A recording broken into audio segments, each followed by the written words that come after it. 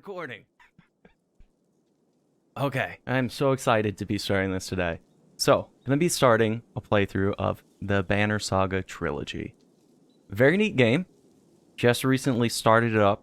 I actually played through this first game already. But I started that on a friend's PlayStation while on a trip back home. Now I'm back at my apartment, where I do all of my recording, streaming, and otherwise. Unfortunately, I couldn't bring that file along with me, which means I'm going to be starting from Game 1 again. For those who don't know me already, welcome into the channel. I go by Harley the Red, or just Harley. Easy enough. I stream on Twitch at twitch.tv/Harley the Red. And now I'm going to be getting into recording some videos specifically for YouTube. I think it's great having the community interaction during games. It makes it ridiculously fun for me. But I thought it would be neat to try producing some content here specifically for YouTube and give that a go. So here I am, ready to play through Banner Saga 1 again. Think I'm going to try to, as best I can, recreate the way that I played it the first time, because the interesting thing about this trilogy is, when you load up Banner Saga 2, it takes into account your actions in Banner Saga 1. And I'm really interested to see how, if I had been able to continue in Banner Saga 2, I started up the beginning of it, but I really wanted to see the way that my decisions would have taken me. So, I'm going to be playing through Banner Saga 1. It might not go that way. Honestly, it can be a little bit difficult of a game at times if you don't pull off the correct moves, and I know I'm not going to recreate everything perfectly. But I'm going to do my best to try that and go into Banner Saga 2 and explore what the decisions would have led me to. So I'm sitting here, streaming, windows open, enjoying a nice summer breeze through the apartment. It was previously about 20 degrees warmer in here all of 10 minutes ago before I got the bright idea to open the windows. So, I'm just cooling down now. Gonna be enjoying a nice sour beer and sharing this experience with y'all. Alright, so I'm gonna jump into it. There's going to be a pretty neat intro. So, without further ado, jump into it.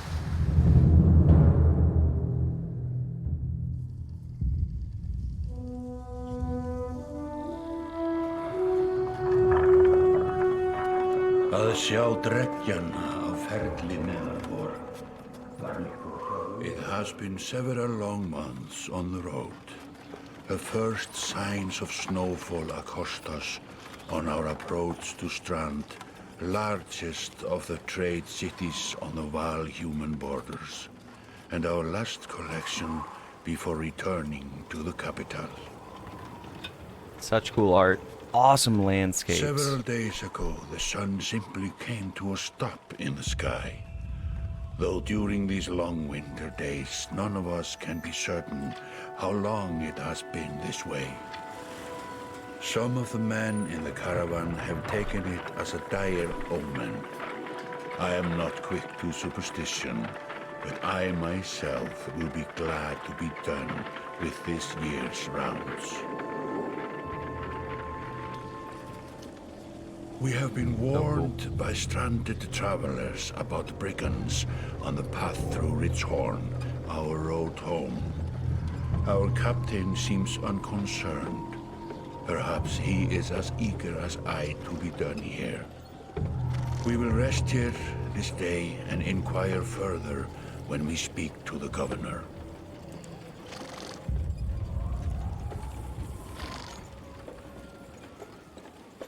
Now the cool thing is, it's a relatively small team that made this game. Komið skjótt! Komið í höllina miklu!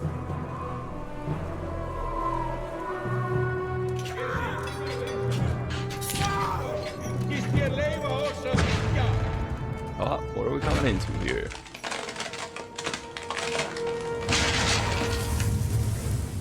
Party's over, guys.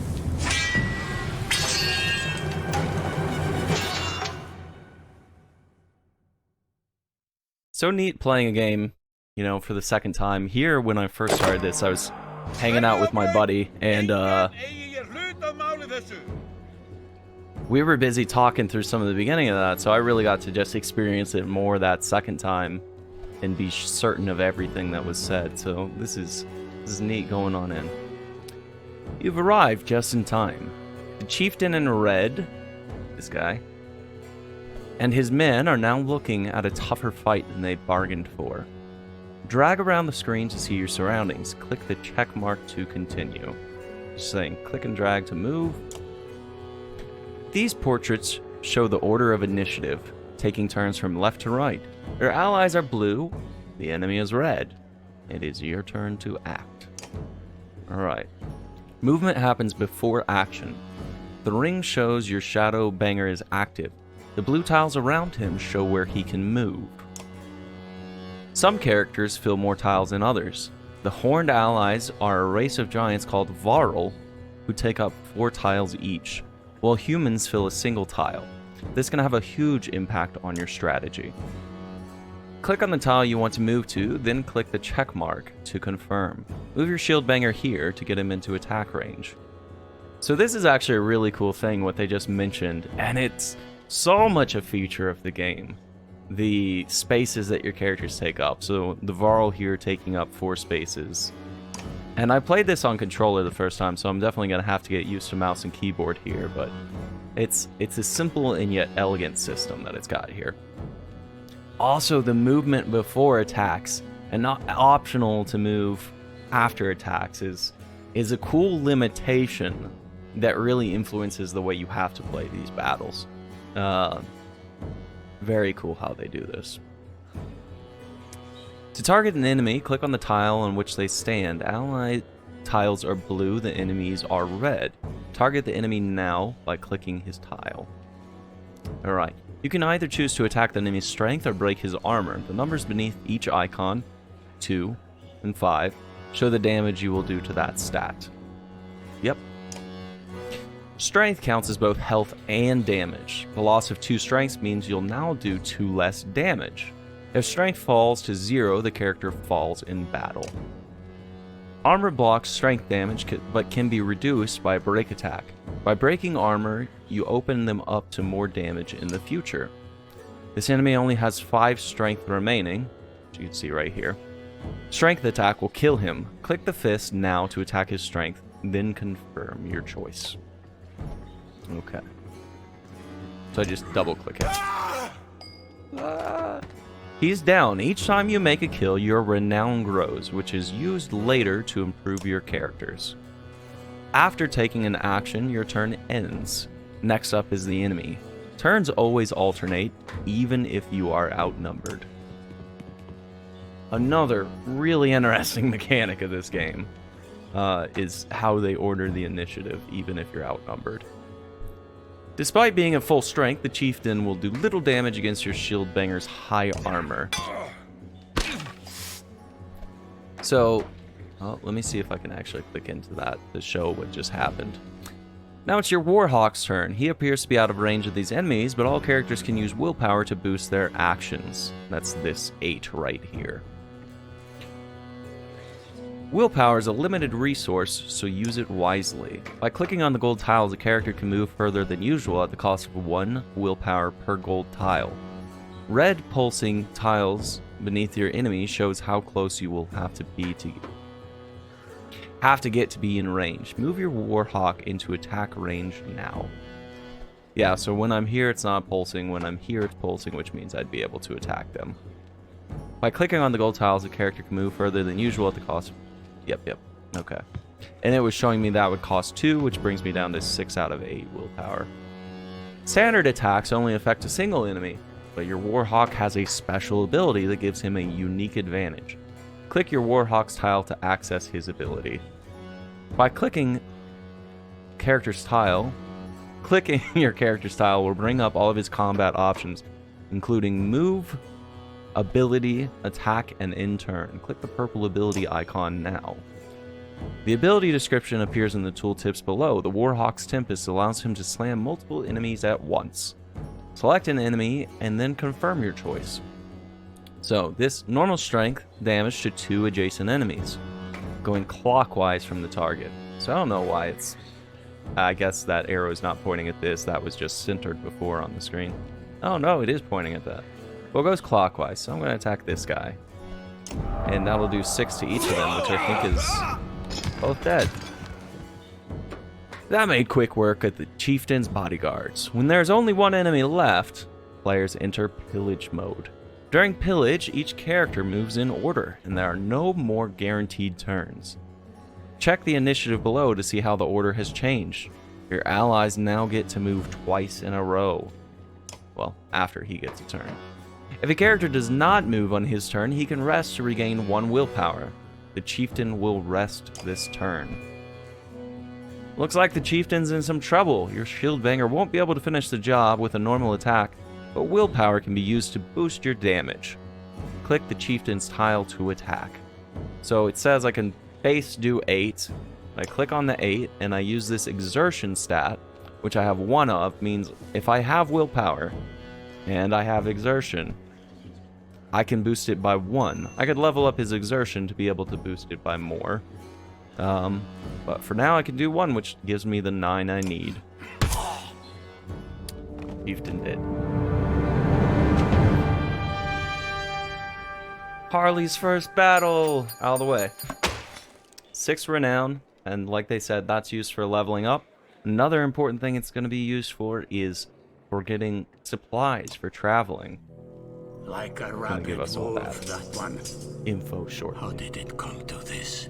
We fool ourselves believing that peace will last. My grandfather built all this from a poor fishing village, you know. He watched the gods die, Woe is you. watched the chaos that followed, watched man and var slaughter each other, even before the dreads arose. All we've done is traded one struggle for another. Now that there are no more dreads to war against, we war against ourselves. This chieftain meant to kill me, and he's not the first. A dozen families in the city would gladly take my chair. This one had men waylaying merchants, both north and south of the city, strangling trade. Axe-wielding Quite well, redhead. I would add, though he Leg denied it broken to on his the floor. This sort of wolf doesn't stop biting because the head is cut off. It just grows a new head.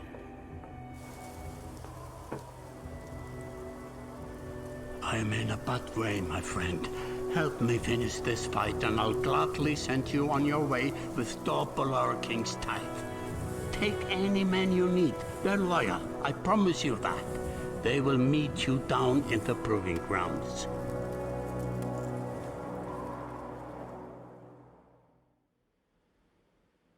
Alright, we're going to get more exposition here. But we're going to trek through that as quickly as we can. Well, reasonable pace. You're approached by a familiar man who walks in step with you as you're leaving the Great Hall. He cuts to the chase. Oh. So we can click and drag here to look around the scene. Here we have Eirik standing ahead of us. Eirik, steward of Strand. I manage the governor's business. Euban, isn't it? It is. The governor tells me you'll be giving us a hand. Hey, we got some different options here. I mean, you can be, you're a smartass. You can be observant, or you can just, say, okay, so I will. Let me ask what we're gonna be up to then.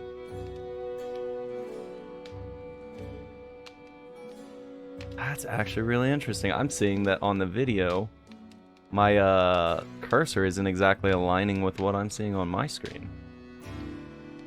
Let me see about something real quick. That will probably fix it. Lovely. Alright. Now y'all aren't going to think that I'm clicking something that I'm not. Okay, cool. What did you have in mind? Scalfings that you didn't hack up in the Great Hall scattered after you took out their chieftain. The governor just wants to make sure they stay down. Was hoping you join me at the marketplace by the docks. If there's anyone left to worry about, I know who can tell us.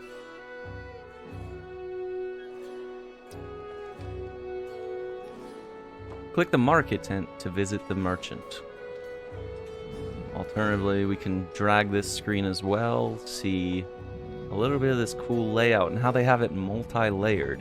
It's like that background is moving. You can see a little bit more of it as you scroll to the sides. Or have just a little bit more of those boats revealed. This is cool. But what I was saying before we jumped into the cutscene was this was done by a relatively small team.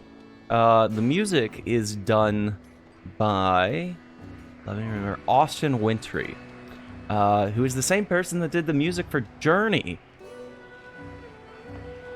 Alright, so now we can click on the market tent. Alright, Rick. Let me handle this. You meander through rows of open-face houses and eroded stalls. Colored canvases flap on a briny current. One man in particular blanches as you approach. Had. I'm not in the mood today. For what? Talking to an idiot. The Scalfing's chieftain bled out about an hour ago, Had. So when you tell me what rat anus the rest of them crawled back into, nobody's going to try to kill you this time. I don't talk to... They don't talk to me.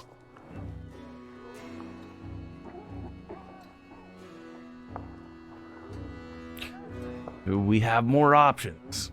You can either be assertive, step in, ask if he needs help, be more assertive and say, I don't have patience for it, or just let Eirik handle his job. Let's go with that.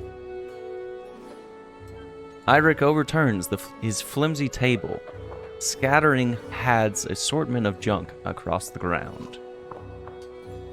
God, Eirik, laying it on a bit heavy, don't you think? Where are the Scalfings? Noblemen up by East Wall. But that was months ago, last I know. Had skulks away with a wave of Eirik's hand, gathering things from his hovel, disappearing for a while until this blows over, you figure. Your bodyguard steps forward. Gunnulf. So that's my bodyguard. That was the, War Master, I think he was called. From the Governor's Hall, the one who did Tempest and just swung his sword around. Are we done here? Gunnulf, were you wearing green back in the Great Hall? No, just bottom, while you were walking around. Why? You look like a frog, no reason. They look good. You look like a frog. Better than an eggplant. Gunnulf goes off to look at more stalls. Eirik, that man of yours seemed unreliable at best. Blind Dog wouldn't trust Had, but he used to be Scalfing. If they're licking their wounds, they've probably gone to old haunts, not new ones. Nobleman is a mead hall? Best I can tell, the name's ironic. Listen, I know a guy who would love to put a few of these scowls in the ground. I'm going to find him. I'll meet you there. So we have an approach of some sort. Where is the skin after I'm done here? Ask if we should have an approach. What a luxury. Come on, you've already mopped up to worse today. Just make sure the governor remembers his promise. Double the usual tithe. I'll remind him. Alright. I have a feeling that's not what I clicked last time, but that's fine. On to the mead house. You arrive in front of what appears to be... You arrive in front of what must be noblemen. A few minutes later, Eirik appears, with weather-beaten... You arrive in front of what must be nobleman. A few minutes later, Eirik appears, with a weather-beaten man introduced as Valgard. I'll point them out, Eirik says over his shoulder. Ready?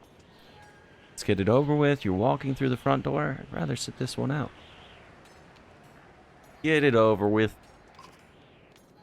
That's the spirit, says Valgard. Okay, here we go. Valgard boots the front door open so hard it won't close again without repair. As you enter the hall, Eirik is already at the head of a table, his axe drawn. Wide-eyed, drunken Scalfings scramble to find their own weapons, turning tables and mead steins in the process.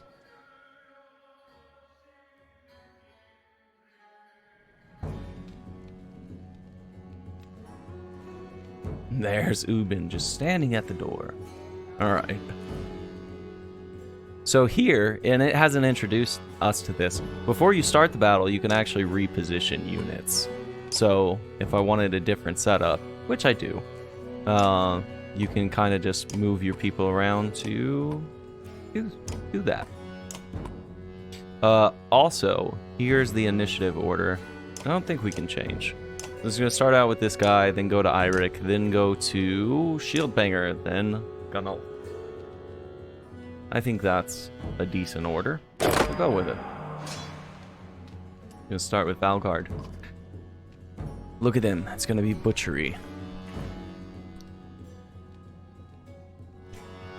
Alright. Well, let's run on in and get to it.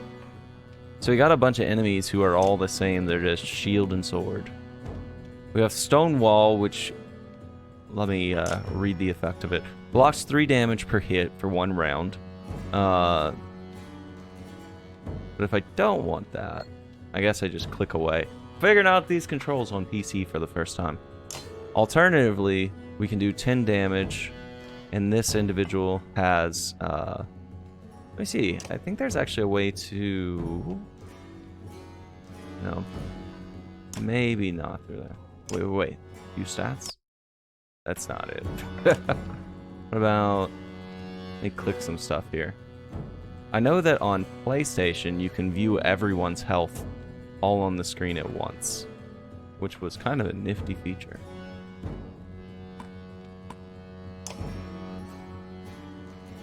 Oh, I don't want to accidentally confirm that. So I'm clicking through the number pad right now, and it seems to be giving me some options here.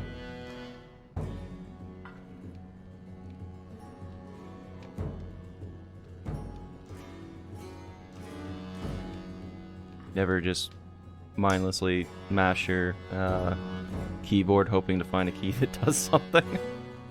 Alright, we're gonna go with attack. I'll figure this out along the way. So one thing we could do here is damage 2 armor, which would leave him at 6 armor, but not damage his health at all. He would then have 6, which he could come back and hit me with. Would not go through my shield, but it would do 1 damage anyway. So you will always do at least 1, but sometimes if they have the shield, then there's a percentage chance of it being 1 damage. And the more shield they have beyond the strength that you're hitting with, the lower percent chance of doing that 1 damage. Because I have 10, I go through his 8 shield and do 2 damage to the 6. So he would be left with 8 shield, because I wouldn't be selecting to do damage to that, but he'd have only 4 health, 4 strength, which means he could only hit me for 4. I'd also power it up by 2, take him down to 2, and I think that's what I'm going to go ahead and do here. I think that's a good way to go with this first turn. This other guy took out 2 of my shield and hit me for 1 strength, which left him at 9. Now we have Eirik here, who I remember has a special ability. Rally gives willpower to allies at any range. I don't know that I want to use that just yet. He would be able to do... So he hits 8 right now, because that's his strength. This guy's got 5 shield, so we do 3 to the 8 unless I boost it by 2, in which case we do 5 damage to his health, which I think is what I want to do. See, it already says 3. It's like if you attack him with strength, you would do the 3 damage. Except I can boost it up by 2 using willpower. So I'm going to do that, and that leaves him with 3 health. So he's weaker as well. I can move this Varl up, and I can attack. This Varl only has 1 exertion, which means, unlike the humans that I just used, who had 2 exertion, and I could spend 2 willpower on a turn to power up that move by 2, and do 2 extra damage, this Varl can only do 1 extra point of damage. Spend that 1 willpower. So this will take this guy to 2 health.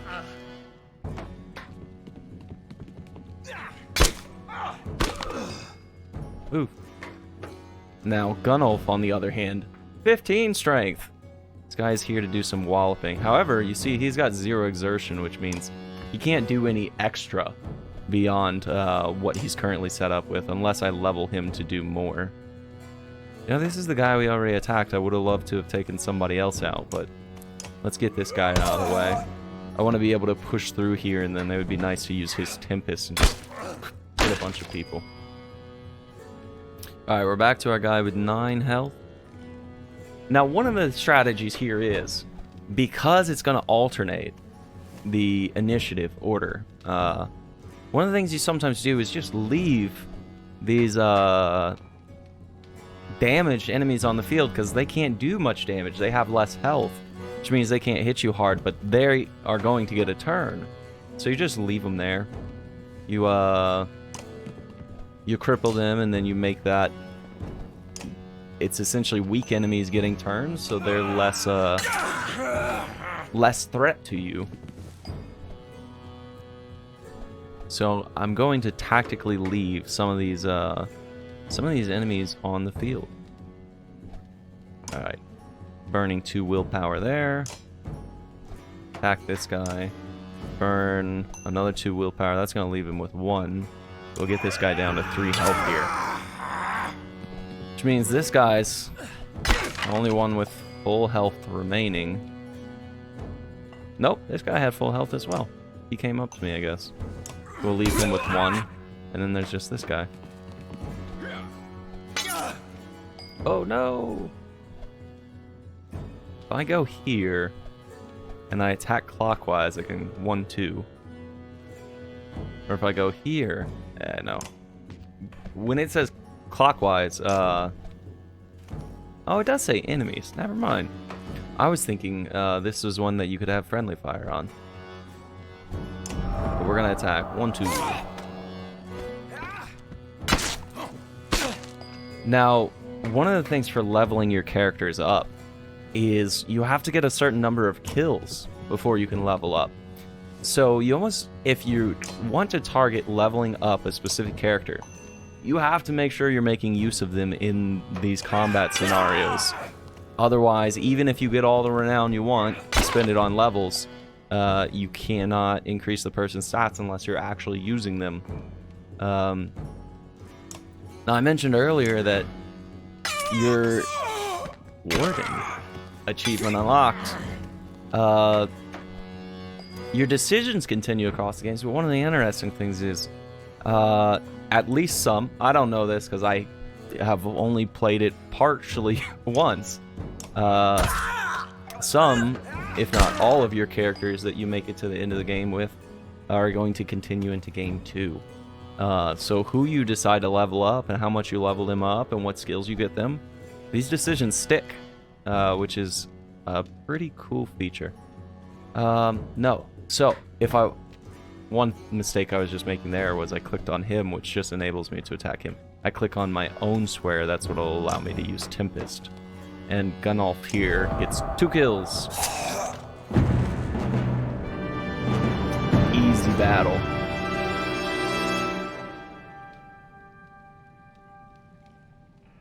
So we got an achievement for killing with each of them, Warhawk and Warden. Gunnulf is ready for promotion.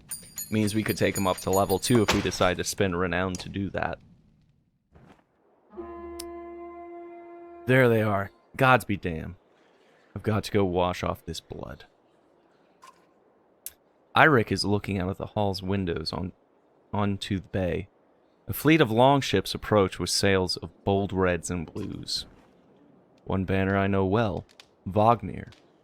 Next for the Varnal's kinship last we spoke. The other flag? Looks important. Yeah, important guess. See what I deal with all day long? Ah, things make a little more sense. You'd hoped I'd have a stake in saying, everything's fine here when the royal guests arrived. Not me, the governor. Now I have to make sure there are no rotting bodies or pools of entrails still in the Great Hall before they come by. Can I ask one more favor? No, Eirik, I've done enough already. What is it? If you happen to stall our guests down on the docks, I wouldn't object. Maybe I will. Eirik and Valgard hustle from the mead hall. To his credit, Eirik tosses the barkeep a spar of silver for the mess. You give an apologetic shrug and go to greet the new arrivals down at the docks.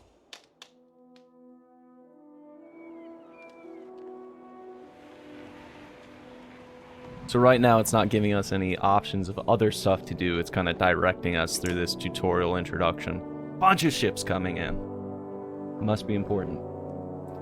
Wagner. A familiar Varl steps onto the docks. In your mind, you recall a much younger version, tramping the halls of Grofheim, abundant in purpose. Gods, Euban, you're looking ancient. Comes with being old.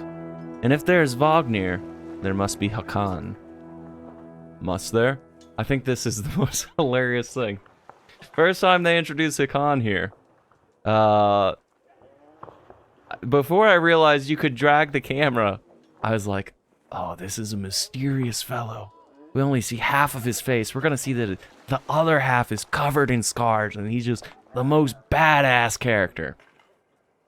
No, you just click and drag, and you can see the other half of his face. The first time I saw that, my mind was just running with imagination. Oh, why is it only showing us half his face? This is gonna be revealed later in the game. And then while I was in this cutscene, I discovered, oh, if you move, you can see the rest of the scene that they've got set up here. But I just thought this was gonna be the coolest guy. Must there. Still bleeding tributes from the poor and stupid old yaks? At what age do you lose a sense of shame? Your under demands it. I'll take that over lingering to death in Grofheim. Speaking of, I had no sense that you were so far from home. Just returned from Aberrang, in fact. I'm glad for it. Hakan motions to the other ships in the bay, sails still fluttering. Golden wolf-head emblazoned on red. The king of men, or someone on his behalf. The king's well. The king's son, Ludin. Don't you know, Scrivener? We visit his capital, he visits ours. It's how you make alliances these days. It's a miserable waste of time. Yes, Hakan has it. I'd almost forgotten. It's a good thing you're around, Hakan. Then you're going to Grofheim? I have the distinct feeling I've finished my business in Strand and was headed there myself. We should caravan. We should. Give it a day. In better circumstances, I'd drink a week away. But, let's just be done. Find me tomorrow at the gates. What he's trying to say is the prince is a delight to behold. Where's Moger? Hakan must find him a place to put up the warriors. I'm heading up to meet the governor. A host of giants departs in his wake. You recognize a few. Others are strangers to you. Guess I'm off to find Moger. See you in the morning, Scrivener. I'll be along. The young prince of men ambles from his ship. He brushes off his tunic, scanning the beach with low eyelids. Ludin looks for all the world the sort of boy who grew up pulling the legs from spiders. The long road back to Grofheim should be more interesting than most years, you think. The sort to pull legs off spiders. How pleasant. Weariness suddenly sets in, and you chuckle to yourself about what an odd day it has been. One of the governor's men at the Great Hall could find you a place to sleep. On the other hand, if you're going to join Wagner's caravan, tomorrow, it might not hurt to share a drink with Hakan, or introduce yourself to the prince they spoke so highly of. So we can click some options here on stuff to do, or we just go right up to the Great Hall and get a place to sleep. But let's go ahead and explore story. Is this the right place? You find the prince at an inn. Guards blanket the building, including a sharp-eyed Varl, who must be working for Ludin. A woman in red eventually waves you over and stands nearby, arms crossed. Greetings, Prince Ludin. Yes, you're with Wagner. I don't remember you. Not exactly. Known Wagner a long time. I'll be joining you back to Grofheim with my guards. Ludin looks up for the first time. The woman doesn't react. Why? I work for the king, carrying tithes to the capital. We crossed by chance. Oh, a tax collector. Fine company. What do you want? Just to introduce myself, hope to learn more about you. I have I have a habit of recording history. I thought we might talk about your visit. Let's go with... To introduce myself. You collect taxes for the Varl territories? A true pleasure. Yes. An awkwardness hangs in the air like a thick fog. You take the opportunity to depart. Well, I guess that was an abrupt conversation. Introduced I am. Scrivener. You find Hakan in a meat house surrounded by other Varl. Strand is no stranger to Varl, but rarely sees this many. Hakan waves you over. Went straight for a flagon? Vognir's the one who agreed to pass up a drink. I wasn't invited to the governor's hall anyway. You already missed the massacre. Every year I make the rounds collecting taxes.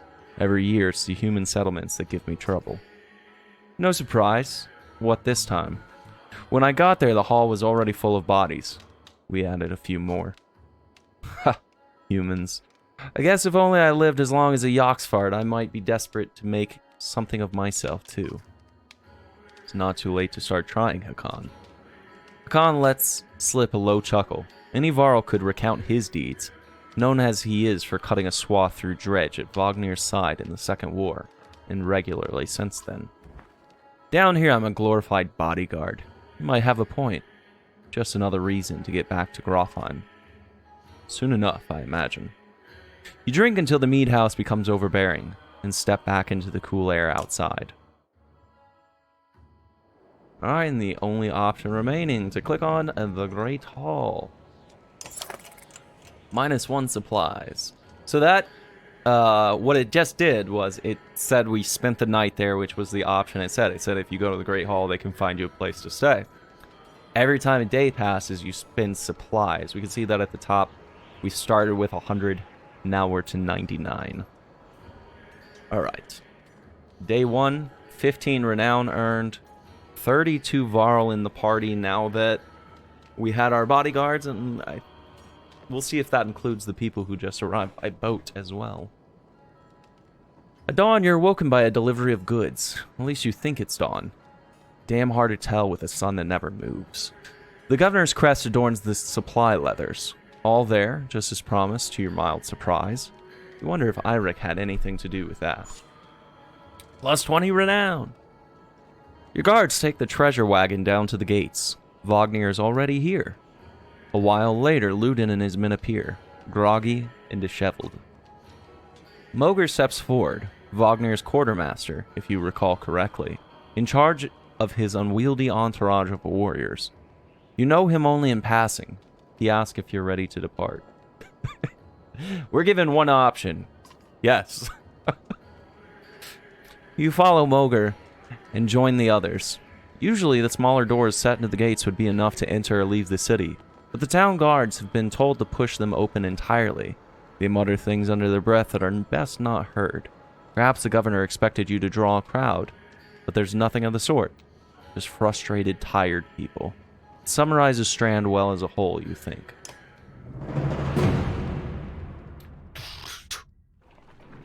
What a drum flourish. So we've already gone down to 67 days of supplies because we had 85 fighters and many Varl added to our party. Let me see if I can find... Actually, I think it's not going to let me... There's a button I want to find.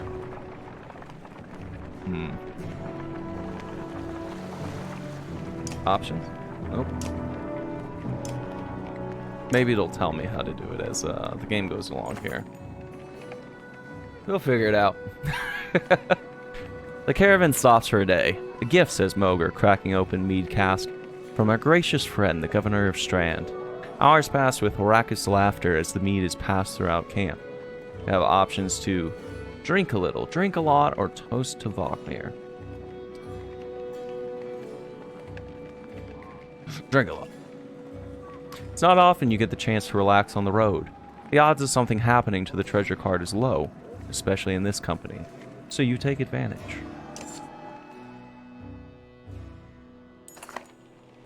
You rise groggily, the campsite of casualty of merriment. Moger is already kicking warriors awake when you spot Ludin stalking your direction.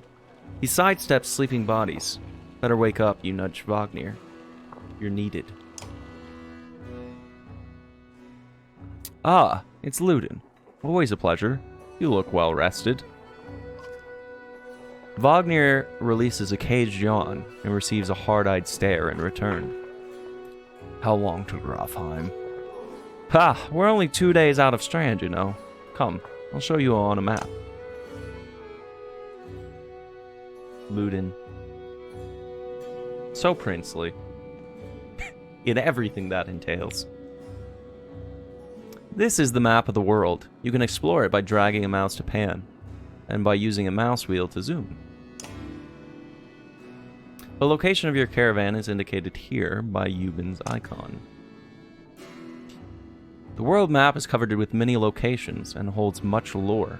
You can explore the map at any time, clicking on the locations for more information. The Wandering Road. At the end of the First Great War, the Varl had more to contend with than mankind to the south.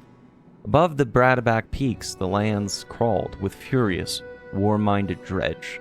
The first Varl king, Einar, led the entire Varl race across the snowy fields of the Wandering Road, sweeping away dredge as they went, before forming the first Varl kingdom at Einartoft. Ah, okay. So, I'm connecting more of this the second time around. So, Einartoft, first Varl kingdom. Einar was the first king. Okay, I had forgotten that. Here's the Bradabak Peaks. I guess dredge were coming down south. When you are finished researching the map, click on this button to return to travel or to camp. Alright. There'll be plenty of time to read up on those. Wagner. We head north, then east, past the forts. Grafheim's far from Strand. Going to be a long march. Should have drank last night, Ludin. Why not take ships to Skirmerstead? Skirmerstead? Nailed it. What's the point of marching? The Silverstone Bay is called that for a reason. It stays covered in ice all year. Would tear up the long ships. Too bad, though. We could have shown you all the wonders of Skirmerstead. A half-sunken city crawling with dredge and glaciers. You like glaciers? Ludin exhales through the nose, a poor disguise for his contempt. He turns and bats aside the tent flaps as he goes, barking at his company in the distance. Don't poke at the anthill, Wagner. He seems no happier to be here than you. Spend a few more days with the boy, old friend. You'll be looking for a tall cliff to hop off to. Ludin's got a shorter wick than Hakan. Thanks, Wagner. Let's get moving. Another half day to Vetterfell, if we're lucky. Camp. Camp is where you manage your caravan. During travel, you can enter camp at any time by tapping Camp button on the travel hut. Well, at camp or in towns, you can upgrade your allies or equip items in the hero's tent. You can pass time by using the rest tent. Resting will improve the caravan's morale. A high morale will reduce casualties in war and affect your willpower in combat. Each passing day will use supplies, so only rest when necessary. Now, it's nice to get this again because I remembered the morale stat, and there's some neat stuff that it does, but I hadn't remembered the... Rather, this is the only time it tells you that. The reduced casualties in war is actually something that I didn't catch the first time through. So now I know that if I want to keep my people alive, I need to make sure I'm resting to keep morale up. But it also gives you nice bonuses on your willpower. So if your willpower is max at 8, but you have great morale, I think you can get something like a boost of 2 or 3 beyond that soft cap. So you end up starting a battle with like 10 out of 8 morale instead of 8 out of 8. So morale is a neat thing that modifies how combat plays out as well. The training tent will allow you to safely try out any characters in the mock battle. Tap leave at the bottom of the camp when you're ready to get back to the road. Click on the hero's tent. Yes, sir. Click on a unit to view stats, promote ranks, and learn about abilities. So we have 35 Currently 35 renown. Oh. And the only person that's ready to promote, and we can tell this because of the plus, is Gunnulf.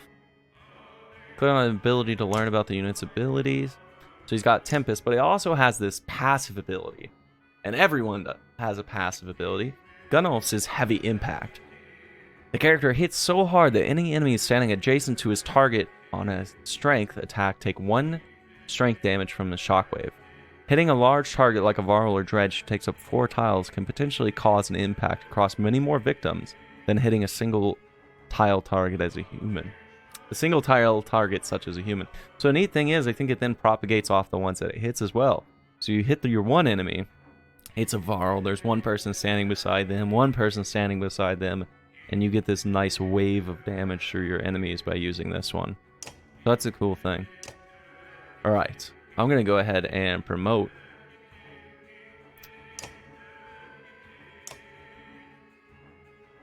Alright, and it tells us that we'll be able to raise our stats and increase item rank. So there are items you get throughout the game, and who you can equip them to depends on what level rank your warriors are. So there will be level 2 items that your person has to be level 2 or higher to equip to. So right now everyone's 1, which means they could only equip level 1 items. Alright. Unit has more points available to spend on improving stats. Activate one of the plus buttons above.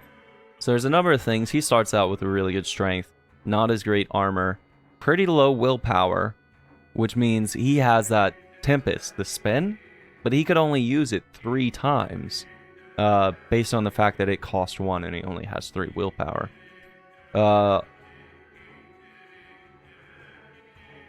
So, let me think a little bit here.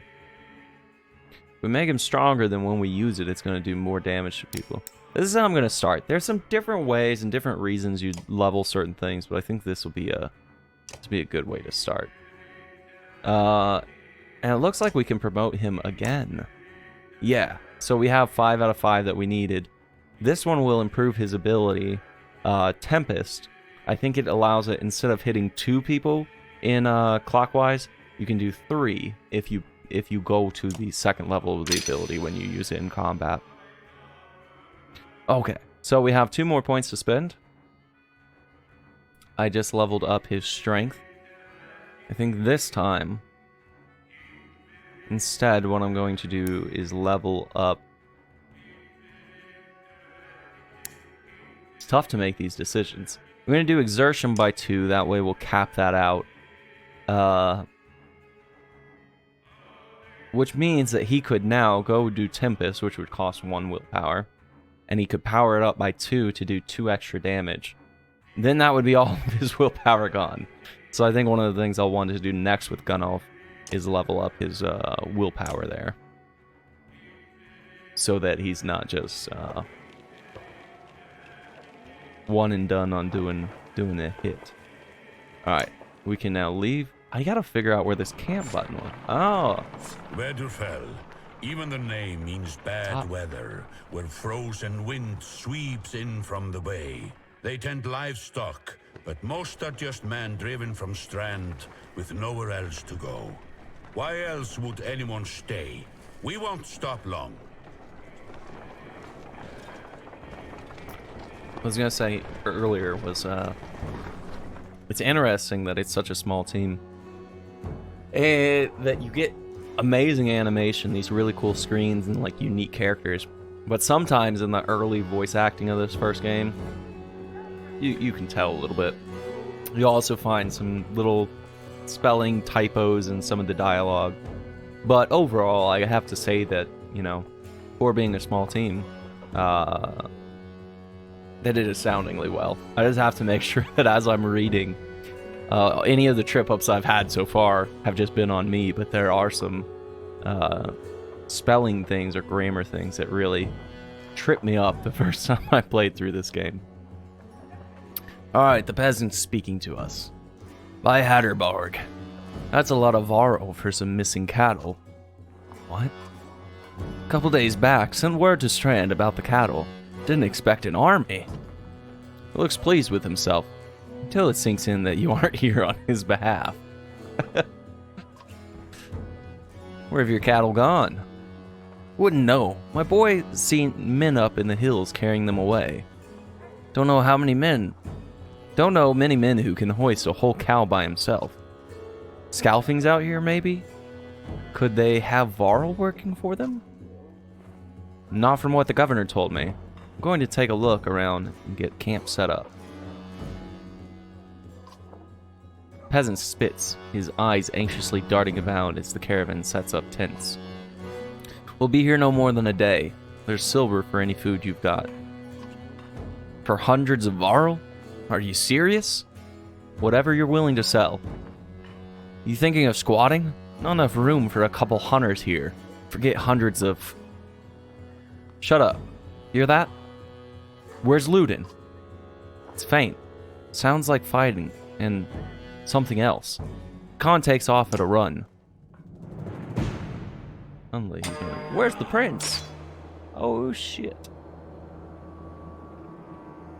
Clicking on any tile will automatically make a path, but you can also set waypoints. Click once to make a waypoint. Oh, it's gonna make me go there. Now select the next waypoint. It is often useful when you need to avoid certain tiles. Now confirm the move. Now there was no reason why we had to set the waypoints this time. It would have been interesting if they introduced it in a way that you were avoiding fire on the ground or something. Spearmen can attack diagonally and up to 2 tiles away. Click the top right banner to compare your stats with the enemies. Click the top right here we go. Oh, this is the button. This is the one that shows everyone's. I figured I could click a button to get it to show up, but they just have a physical button. It's just on the screen. That's nice. It's cool because in the PC version of this, it's definitely showing differently than or it plays differently than just doing it with a controller on a PlayStation. Alright. Now click the enemy to target. Armor blocks attacks on strength. For each enemy armor higher than your strength, there is a 10% chance the attack will be deflected. Notice the chance to hit shown above the attack button. Attack this enemy's strength. So it's telling me how to fight. So this guy's got 15 armor. I only have 10 health, which means the difference of 5 is a 50% reduction in that guaranteed 1 to hit. I could say, okay, well, I'll try to hit for 3. This guy still has 16 strength, so he goes to hit me. That's easily going to clear my armor and beat the shit out of me, I'm sure. Alright, so it's not going to let me use exertion here to power it up. It's just saying, go ahead and hit him. Got deflected. Deflected attacks do no damage. From here on out, you will fail catastrophically if you don't break armor. Damaging both strength and armor is equally important. Circumstantially important. Oh lord, he dead. So is that Moger, Hakan, and Gunno? Alright, well let's make sure we don't flub our first fight here. So Hakan can do 2 break damage, but he could do an additional 2 using exertion. Add strength and armor damage to the target and adjacent enemies. Splash damage 1. One of the things you can do is this gonna show me which one this is? Oh, it's that one. It's interesting how it's showing that. Okay. Anyway. I kind of want to bait them to me that I can use some of my, not AoE, but like shockwave stuff to get them. Oh, this is so cool. I didn't notice this on PlayStation, but when you do this, it shows you how many tiles they could potentially move. So I'm freaking out about this because this actually adds a lot more tactical awareness for the player. And maybe when I was able to scroll through initiative on PlayStation, I just didn't notice this. But now that I'm sitting here looking at it, it's cool that it shows what their movement range is when you click on them. Okay. Anyway, it's a Khan's turn. He could do break damage. He's got 14. That wouldn't clear. And then the next one that goes is Gunolf. Should actually be good. Alright, so let's go ahead and move over here. I'm gonna try to bait this guy to come around this way, maybe. To attack on him. let's do break. We'll go for 4 break, which will take him down to 11 shield. And then, because Gunnulf has 17, I could potentially do 6 damage to him and take him down to 10. Okay, let's give that a shot. I'm just hoping now that I'm playing this with experience, I'm going to be able to do so much better than what I did before. That's the hope. Alright, so we can bring this guy down to 8 health. That's phenomenal. Retreat. Oh, no. It doesn't tell you. But what he's doing right now is he's looking to summon more dredge. And that is such a painful mechanic. Alright, I can move up here, spend 1 point, go down to 3 willpower. But I can attack this one and break 3 shields, so I'll take him to 5 shield and be able to hit a little bit better. And he had the one that, I don't know if it's Sundering Impact, but it shockwave through them and did, what is it?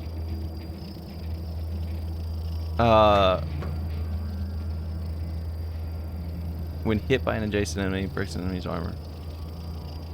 I don't know. Oh, we're looking at Hakan right now. I want to look at... No? Oh. I don't know. Anyway, it did more to them. Let's see. Oh, they attacked him. No. But what I can do is move... Yeah, screw it.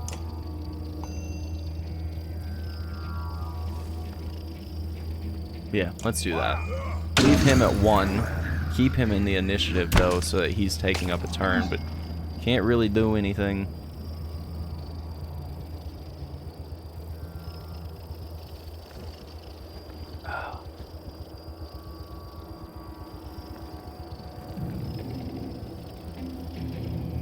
Yeah, I'm gonna go here, and I'm going to just do a normal attack instead of the Tempest so that I can spend a point to do... Wait, I thought it was telling me I could do more. If I did the math myself, we're not doing that today. But now he summoned one! Damn it. Damn it. Alright, let's go here. And attack this guy. Just do 1. Let's do 2. Yeah, just do 2.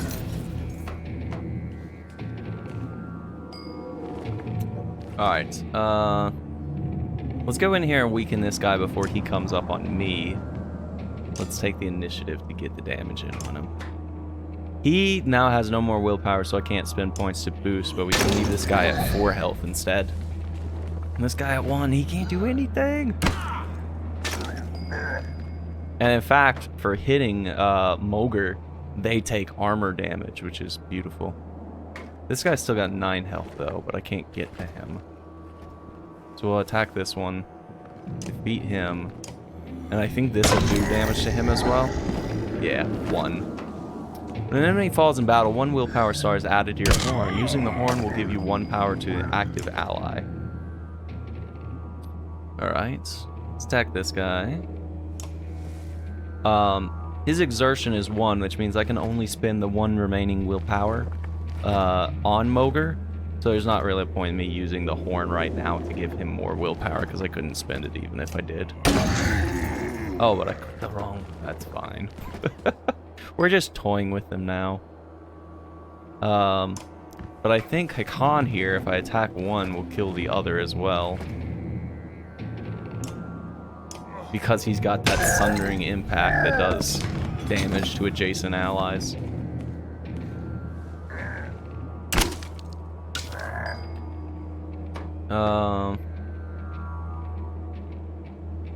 I mean, he's not going to be able to get a turn in. This is going to be over before it gets back to Gunnulf.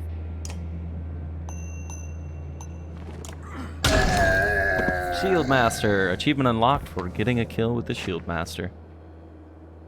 Foes lying dead at your feet would regret ever having crossed you if they weren't dead. War Master as well. Alright.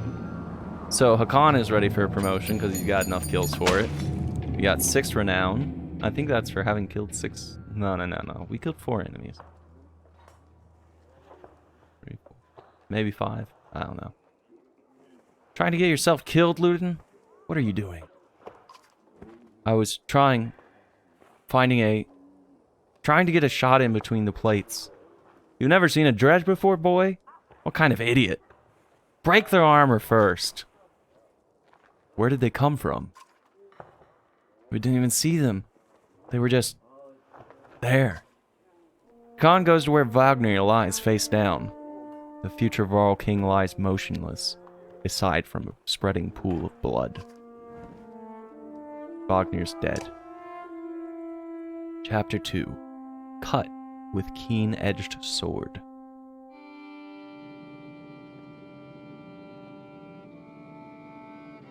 And we travel now to Skoger. Oh, God, that face. Do my best recreation here.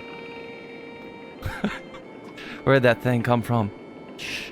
Stay close. I think it saw us. She's got a deer. She's just bringing home dinner. Wanting some venison. Deployment happens before battle. Click your units, Rook and Alette, to deploy them within the blue squares. Move forward. Let's actually move over. There we go. That way we're aligned. Careful, don't get too close. Now that I know that we can click on him to see exactly where he can move to. Move to right here. Will I be able to hit him from here? Nope. Nope. Alright, so we end turn. And then it goes to the dredge. Frankly, that worked exactly how I wanted with distance. Except, he's gonna go next. So I can thread the needle, use this, so this ability hits all units between the archer and the target, doing bonus armor break damage. So this is +1 to break damage, her break is 1, so it's gonna do 2, so it'll take him down to 7 armor and 8 strength.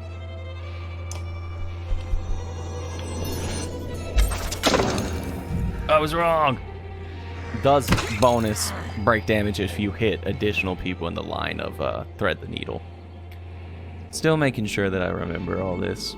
Alright, so now it is Rook's turn. Rook has a nifty ability called Mark Prey, where he does 1 break damage, or really whatever his current break damage is. So here he'll do 1 because he's only got 1. And it causes others to do their attack, so she'll go for her 7 to hit, which wouldn't clear armor, but it might do 1. It should do 1 strength damage. Because her strength matched the armor. There was no like 10% chance reduction, it just did the 1 strength damage. Just talking through all these mechanics early on, so we'll get that all on the table so anyone watching can understand. I don't want to speed through everything just because I've played this once before, and I know that some of this stuff, me reading aloud will help me to remember as well. So the thing here is I have to move if I want to be able to attack because she is a ranger. Right now he was in too close of range, so I couldn't hit him. But now I am able to, so when you do that, use 1 exertion and take out 2 of the shields, so he'll be 5 shield, 6 health. He decides to hit Rook. Alright. Beautiful. So Rook's got 9 strength remaining.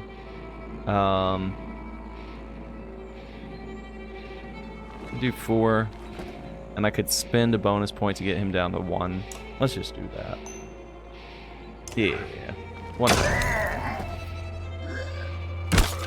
No. Alright. So, for her, because she hasn't moved and she's lining up the shot, she has this ability where... let me see if it actually reads on here. Yes, puncture. Bonus strength damage when stationary. So because I didn't use the move at the beginning of the turn, and because she's this ranged unit that has puncture, she gets this bonus damage based on having not moved. So whereas before it would look like, okay, you would clear his armor, so subtract 5 from her 7 strength, there would be 2 remaining, and then you would think it would do 2 damage. It says it does 4 because she didn't move. Eagle Eye achievement unlocked.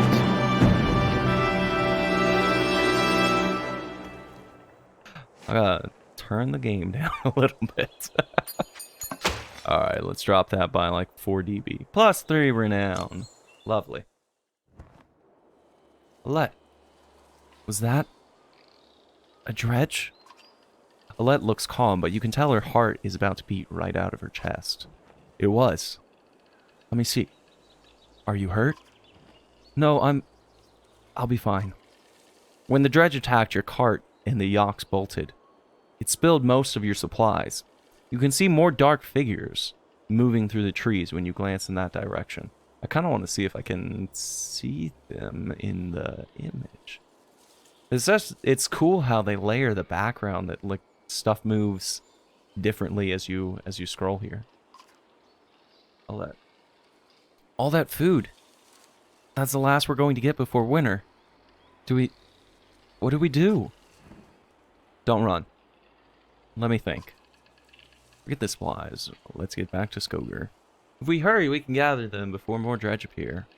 Do you think you can handle more of them?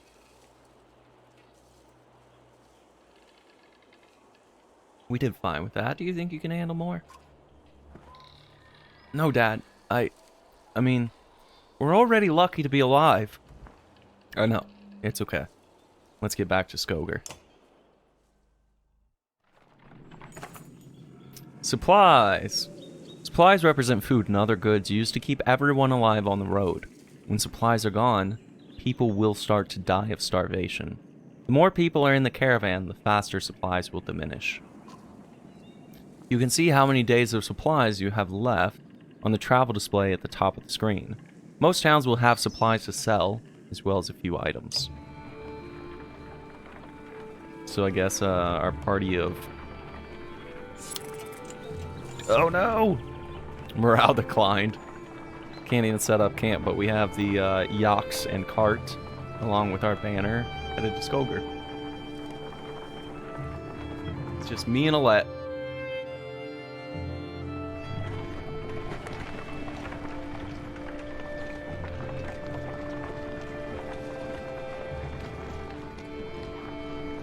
I never expected to see the dredge with my own eyes. What happened in the north? Already we see more between the trees as we approach our home, and Alette grips my hand tight. We must find Ivor.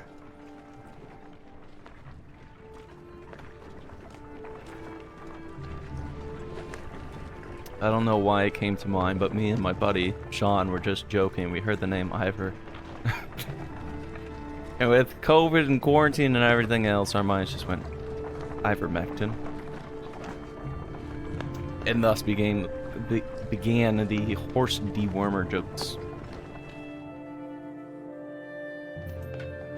Ivor! The enormous Varl in question towers over the men in the training field. He squints as you approach. Already back, Huntmaster? Thought you'd be tomorrow. Dredge! Everywhere! Dredge? How did they get through Greyhorn? Must have broken through the fort. Fighters nearby have stopped sparring. They gather around you. Damn it! They'll be here soon if they're not already. You hear screams. From the outskirts, people are running towards the Great Hall. Ivor turns to one of the older boys in the group of fighters. Eagle, take Alette to the Great Hall. Tell the chieftain what's happening. The rest of you gather up as many people as you can. Come on, Alette. No, wait. I want to help. Let them fight, Ivor. Why not invite some goats to join us, too? You're asking for dead kids. Won't let anything happen to her. I'll have to deal with it sooner or later, Ivor. What now? Eagle. Egg. Eggle. Eagle. Eggle. Keep your shield up. We'll just hold them off until everyone's inside. Then we figure out what to do next. More shouts draw your attention to some houses atop a nearby hill. Let go of my Eggle. Alright, houses. It's the only thing we can click. Sure enough, dredge are gathering in number. Fear threatens to bubble over and to panic. How long do we need to keep this up, you ask? Ivor shakes his head unknowingly. That's a bad sign. Turn order. Units move in the order you place them, from left to right. This initiative order is very important when setting up strategies. For example, put archers after melee units so that they can stay safe behind your heavy hitters. Drag the unit icons to rearrange their order. If you're able to promote people, you can also do it on this screen. We have an item here, a Let's Bracelet. I don't know if it's going to let us equip it currently. Yeah, maybe. Perhaps. Okay, it's click and drag. How would I remove it? If I give it to Ivor. There we go. Let's give it to it is a Let's Bracelet after all. Alright, none of them have enough kills to upgrade the order currently. Let's put this to Eggle. Ivor first, then Eggle, then Alette, then Rook. Okay, ready for battle. Beautiful. 4 dredge, one big guy. Let's set this up a little more tactically here. So move Rook over to here, put Ivor right there. Something like that. So this one has 16 shield, 11 health. The others are all 8 shield, or 8 armor, 10 health. Ivor's gonna go first. And he can go ahead and do some damage to that one right up front. So move to there, and then Battering Ram essentially does some break damage and pushes them back. And if as you push them back, they go through other people, then it does more break. And hits the people that it goes through. So we can do that. We can power it up by 1 and take him down to 5 strength, which is pretty nice for move number 1. Thank goodness that guy didn't approach close enough. Alright. Eggle. Shield wall, +1 armor to adjacent allies and self. Stonewall, blocks damage. Let's see, he's got 9 health. We do 1 more here. So this guy could use exertion though. No. Yeah, he could move to there and then hit my guy. Alright, let's go here and hit this one dredge. Take him down a little bit more. And just draw everyone up to the same area. So now he's down to 3. So when he hits, he did 2 armor damage. She can only do 1 break damage, which isn't great. Let's go right here. No. This is one thing that's tough, is after you confirm. Now, Ivor can't move through here because he doesn't have the space to do so. Fucked up. Alright, well, if we attack this guy, we only have a 20% chance to hit. Or we do shield break, do 2, take him down to 14, which is still too high for anyone, but let's start getting rid of some of his shield at least. Up. Alright, and so he can hit. Here's what I'm gonna do. Yeah, so from right here, I can attack. Mark Prey is only for adjacent. That's a bummer. Alright. Take him down to 7 health. And this guy goes. Can't get up to us, which is fine. We'd have Ivor kill, and then they're gonna get more rotation, and then that guy's gonna get even more moves, which frankly I'm afraid of for right now. I don't want to do that. Alternatively, I can battering ram. Just kick him back out of the way.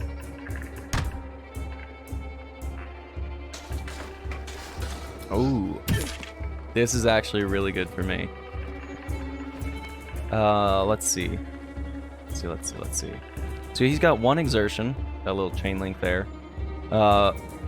He's got one shield break, so I could do 2 shield break on this guy, get him down to 12 shield. I could attack this guy and do 2 health, which would take him to 5. I'm gonna do that. There's a reason why. I'm gonna use Rook's move to have everyone standing right here go ahead and attack that guy, which will be beautiful. That's a lot of damage. Okay, so I could Thread Needle, which will do 1 break, or I could do this and spend an exertion to do 2. Now he's down to 12. This guy hits. Now we can have Rook use his ability, Mark Prey, to have everyone within attack range hit this guy.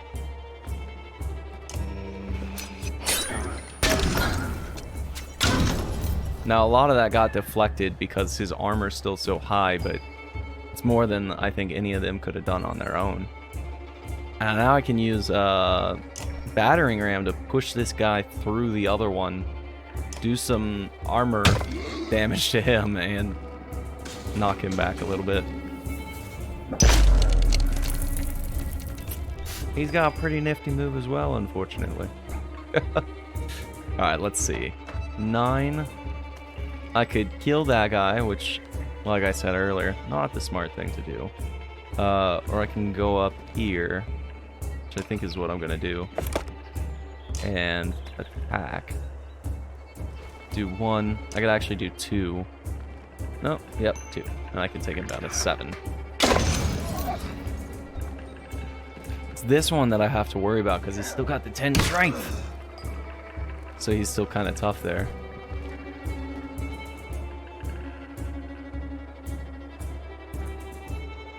Huh. Alright. Let's just do this. Take him down to 7 shield.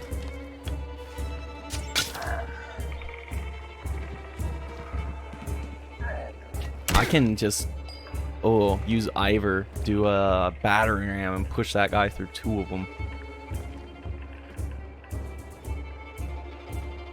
In fact, let's go here and use Rook's Mark Prey again. So I do a break damage, and he hits, and she hits. Beautiful. Alright. I could be fancy and try to do that little battering ram. Actually, the smartest thing I can do here is take this guy's health down.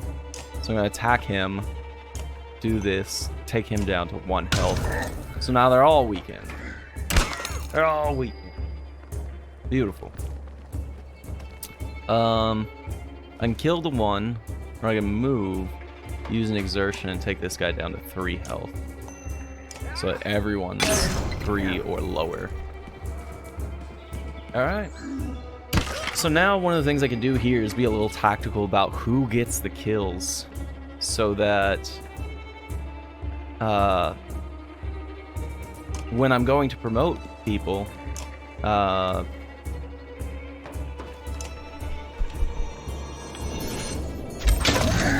nice. So when I'm going to promote people, I can promote the people that I want to, rather than just randomly, whoever's nearest doing the kills. Actually choose who's getting the kills so that I can promote that person.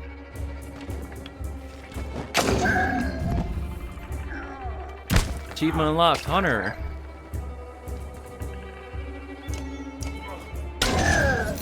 Achievement unlocked, Strong Arm. So many achievements. May as well. So we're in Pillage Mode. I'm not gonna have this guy attack.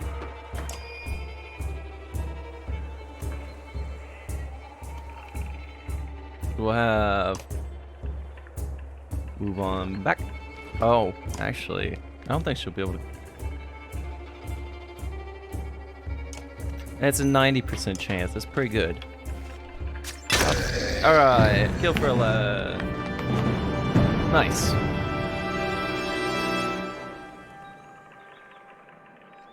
Hunter. Strong arm. Let's ready for a promotion. The only one? What? Alright. Difficulty. Combat can be unforgiving. Don't hesitate to change the difficulty of battle if it leaves you frustrated, or you find yourself needing a tougher challenge.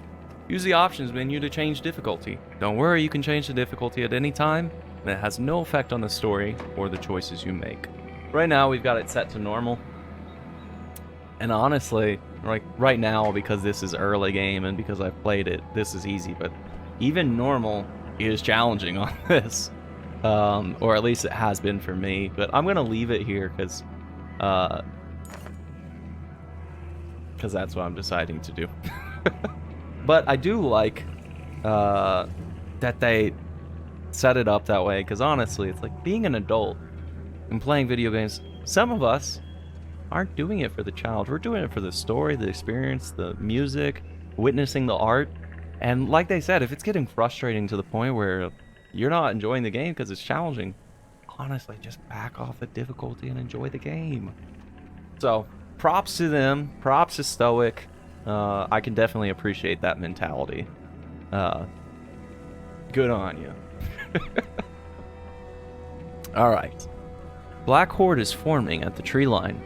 Enough of this, says Ivor, glancing over his shoulder. We're going back. Then adds, Rook, doing one more check of the houses around here.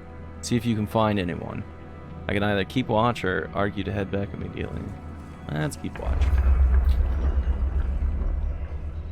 As you turn to head back, a colossus peers around the side of a house.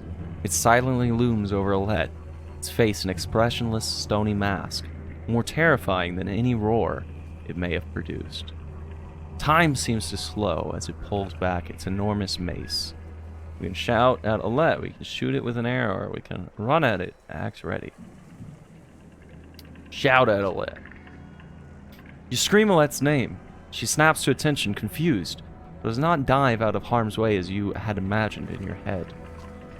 Suddenly, Eggle is between the dredge and Alette, shield above him. The blackstone mace falls. Eggle's shield crumples, and so does the boy beneath it. A moment later, Ivor is there, his sword run through the neck of the dredge. He's gone, says Ivor, looking at the boy's shattered skull. Alette gasps, her hands to her mouth. I'm checking the other houses, Ivor remarks. See if you can find anyone, and then meet me at the Great Hall. So we have the option, we can go to the market, we can go to the heroes, do some promotion. Let's go to the market first. There's something I want to check. There are 45 supplies we can get. Each renown that we spend would get us 3, so we could spend a maximum of 15 renown here to get a bunch of supplies. But they also have some items here. So they have World Hook, which adds 2 to break, but you have to be level 2 to equip it. Tortoise Band, which is going to increase your armor, heal your armor back by 2 if you spend a turn resting. Never Deflected, or Protect from Death. Strikes greater than 1. So this one's actually good. I like this one. We'll get that. That leaves us with 15 renown. I like this one as well, but I don't know that I want to spend 6 renown currently to get it. Alternatively, we could spend so much of this to get 45, all 45 of the supplies. 47 days worth in total, but I'm gonna do something more like spending even this. I'm hesitant to do.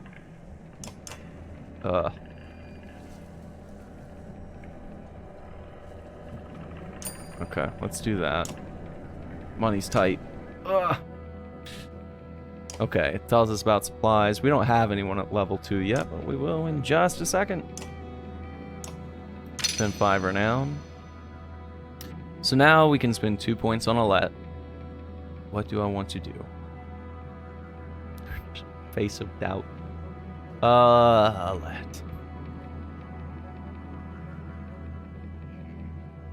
Let's get you.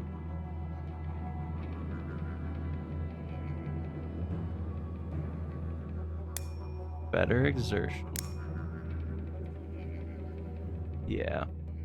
For now, that's what I'll do.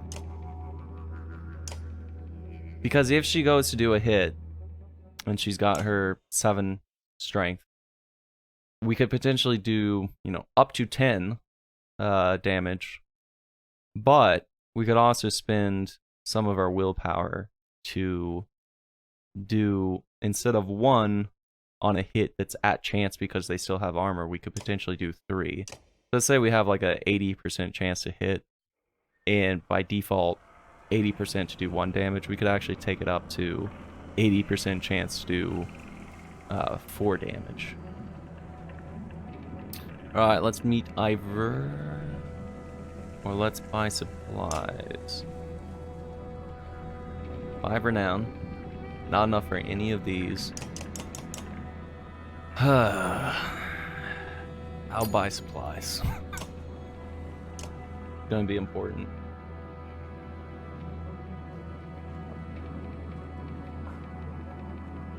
You find anyone? A few. Sent them inside. God, this is bad. About Gil. It was my fault. He was a good fighter for his age. No family. I thought... I've forgotten what it's like facing the dredge. I'm out of practice, Rook. Look, as long as I've known you, you've always wormed your way out of talking about dredge. This would be the time to start talking. I can tell you they rarely stop for rest. The sooner we leave, the better. They'll follow us until we're tripping over tired women and children. Then they'll attack. Even after we're wiped out, they'll keep coming, trampling corpses in their wake. There's no end to them. How did anyone survive the Great Wars? Ask the Menders. I wasn't there. But I know you fought your fair share. Yeah, killed enough slag for 1 lifetime. That's why you're going to save us now. Don't lay that on me. Come on, let's get inside. Ask the Menders. I wasn't there.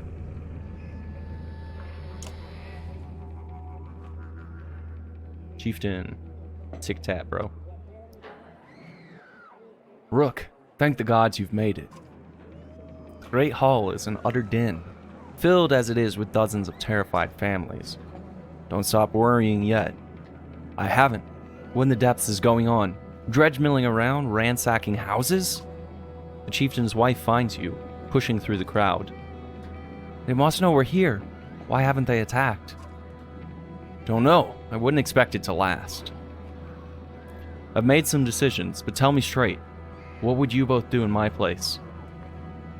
I'd have left by now, already outside the doors. Not so easily done. Rook? I trust Ivor. Chieftain sighs, a deep and heavy breath, slumping. He looks years older. I imagined us fighting back and saving the town, but nonsense.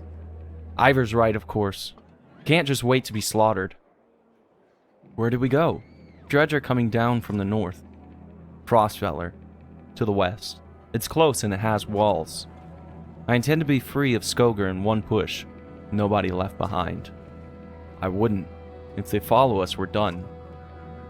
What do you suggest? Let me create a distraction, then go. I'll catch up on the road to Frostfeller.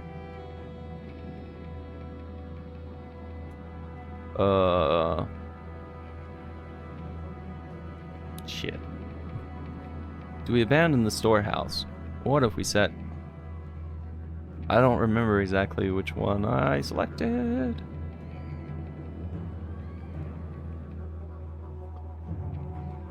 I'll help with the distraction. Okay. I didn't ask for advice just to ignore it. Promise you're not throwing away your lives on this. Wasn't part of my plan. Ivor? Nope. Then I'm coming with you. That catches you by surprise. The chieftain rubs his chin but doesn't argue. From the training she's given Alette, you've no doubt she can handle a bow. Fine, I'll get the townspeople ready. Make your move, Ivor. We'll leave when you're clear. So we'll be fighting with Autolith, Rook, Ivor, and Alette. Alette finds you before you have a chance to find her. I know what you're doing. You have to let me come with you. Don't leave me. Please, I'll be good. Okay, Alette, just promise to listen. Not this time, it's too dangerous. Just promise to listen. I promise, she says. Ivor soon finds you. Let's go. Remember, we're not trying to fight them all. We're just getting their attention. You step into the town courtyard, where you can already see Dredge in every direction. Ivor starts banging his shield and swearing at them. We kill a few, he shouts, and the rest will follow. You steel yourself for a tough fight. Alright. It's got Ivor in the front. Back. Let's move Rook ahead. Oh, what does this do again? +1 armor, +1 strength, +1 will. Which takes her to 887. What if we put this on? So this will allow her to do 2 break. Let's leave this on her. We'll keep this on no one for now.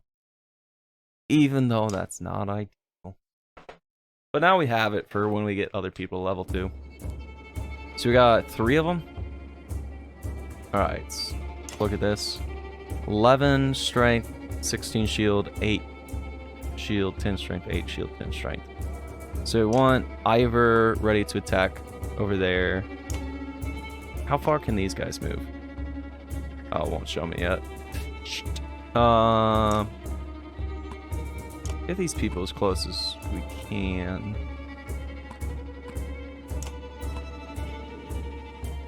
Okay. Second one to go is that little guy, and then big guy. Alright, so let's have him move to...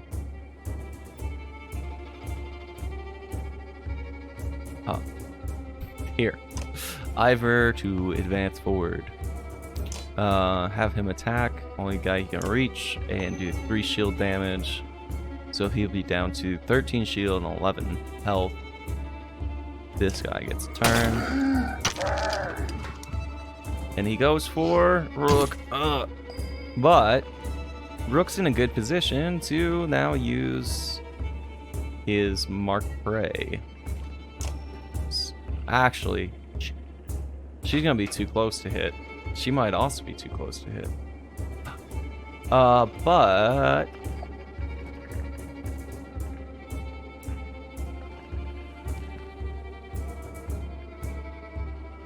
I'm gonna try it. Ivor will also hit that one. Oh! I didn't think that Alette would hit. So that's not normally something you'd be able to do, because at range... Oh, she can? Because she's on a diagonal? What? I don't know. I didn't usually think that would work. Alright, what do I know? Let's go ahead and do... Like I said, we can use 3 exertion to do even more. So let's go ahead and do that. Boom. Only 8 shield left now. And this guy just trampsing on over. Alright, rain of arrows is if someone moves through the arrows, then they take damage. Let's just go here. I'm pretty sure he'll end up walking through that space. And then they lose their turn as well. Damages and stuns enemies. Beautiful. Alright, let's attack this one. Get him down to 6 health.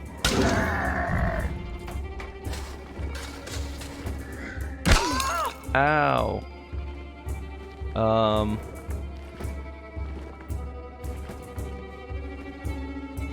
Let's go here, because I think if I go there, then this guy might go over and then up. But if I go here, and then I mark prey on this guy.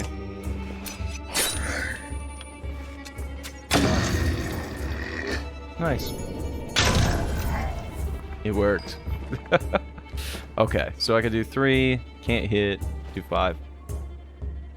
Or I could skip her turn. She's already got one promotion. I kind of want other people to get a promotion out of this, so let's just rest. And then, Autolift.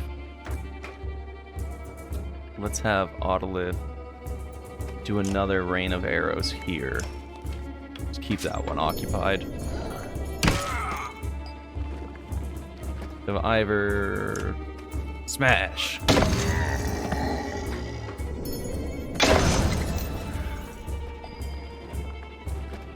Okay. This one Rook can kill. No, this went into pillage mode, so he went next. No.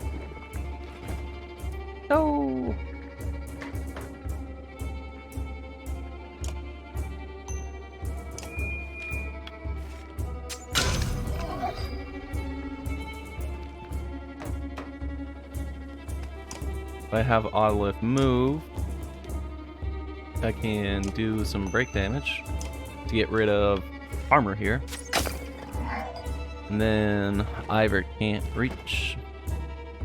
Womp. I don't know. We'll have him move anyway.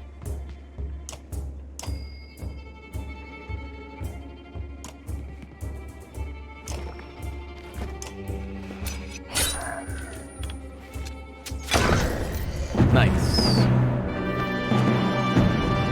Such a loud flourish. Goodness. Alright, dynamics.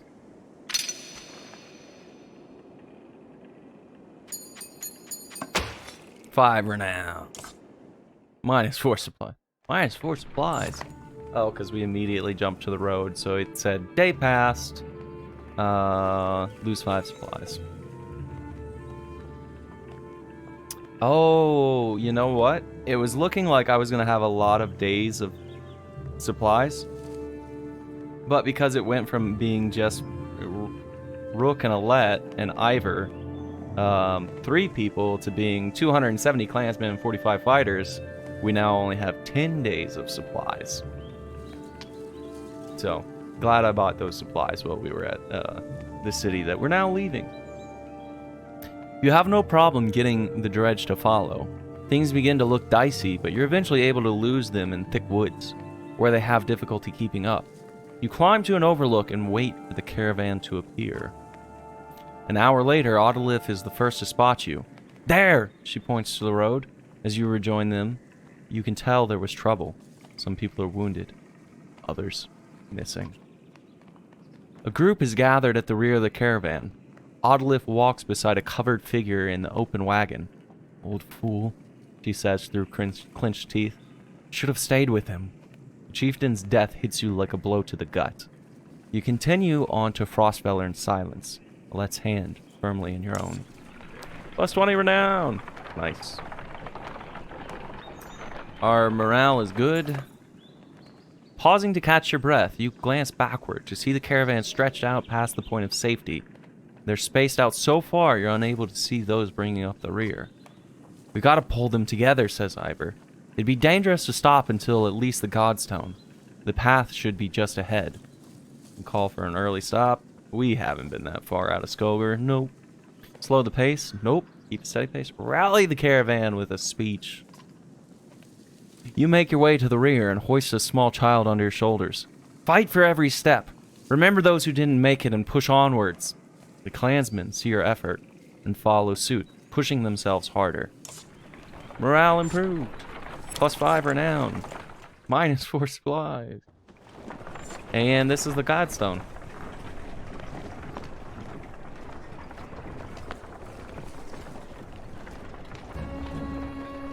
Everyone's got their pitchforks and spears.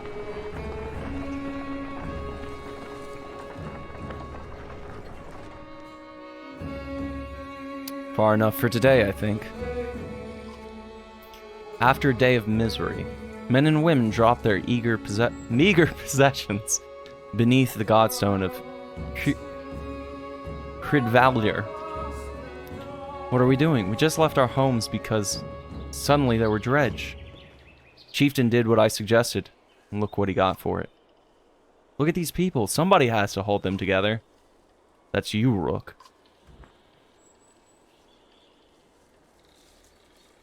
How am I supposed to do that? Lie? Tell them everything's going to be alright. Gods, Rook, I don't know. Pretend you know what you're doing. That's what the rest of us do. Thanks for the advice. And do whatever you want. Let them fend for themselves if you can live with it. You humans are absurd, Rook. Furious when you're not in control, terrified when you are. Pull it together. What if we run into more dredge? You mean when? I'll be honest with you. These men can't take on dredge by themselves. Expect we'll lose 2 for every slag we take down. So we run? Only if you want to lose women and children. We're going to have to fight, and there are going to be deaths. Gods be damned, why is this happening? Think of how I feel. I'm stuck nursing a bunch of weaklings. You do care. I can tell. Men are a plague on the world, worse than any dredge as far as I can tell. That's like this, why we get along so well, Ivor. Lovely friendship. You sleep poorly, the sun forever stuck to an eternally bright sky. Before the others rise, you find yourself staring over long, low hills covered in pine. The Godstone looms overhead, the massive eyes of Purvalder looking the same direction as you. Let's inspect the stone. The weathered stone doesn't see many visitors. Not much reason to travel so far east.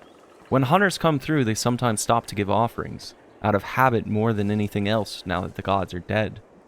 Purvalder was the god of hunters and of wild beasts, occasionally seen roaming the lands as both man and wolf. He was always depicted in effigy as with his terrible spear. You wonder what he'd think about his woods being full of dredge now. A young girl from the caravan approaches you. I made this for you, she says, handing you a crude necklace carved from the branch she must have found nearby. Thank you for saving my mama, she says before running back to her tent. Back at your tent, you rouse Alette, who clings to your arm until she's completely awake. Bad dreams. Eventually, the camp is broken down, and it's time to move on to Frostvalor. Feels like an end more than a start. We got the Bjarkin rune. Godstone of Purvalder. Achievement unlocked.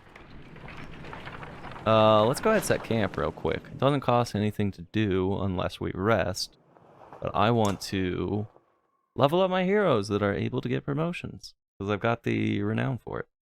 And then I can actually equip some of this stuff. So let's promote. Yeah. Ivor. Okay.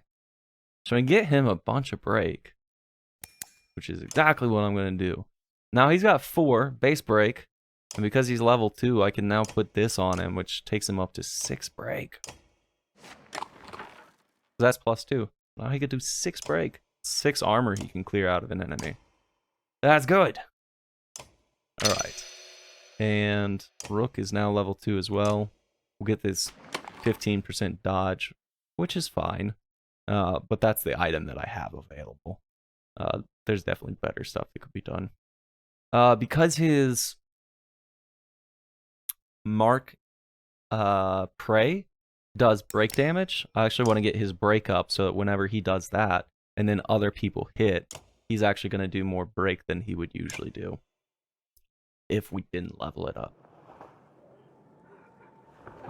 Okay, I have the option to rest. We're at normal morale, but I don't want to rest yet because we don't have a ton of supplies right now. If in battle, one of your people goes down, they get injured, and then you can rest to recover injury as well. But I've been doing well, no one's gone down, so we don't need to do that. I can leave my morale at being normal for now and be okay. The caravan halts when a group of men appear on the trail, weapons at their feet. We've seen the dredge in your wake, says one. We don't wish to meet them alone. If you let us join you, we'll show you a watering hole with enough animals to fill those supply wagons. An inherent fear of strangers raises mutters from the caravan. Allow the men to join you? What are you doing out here alone? Fuse the men and make sure they don't follow. Oh god, what did I do here?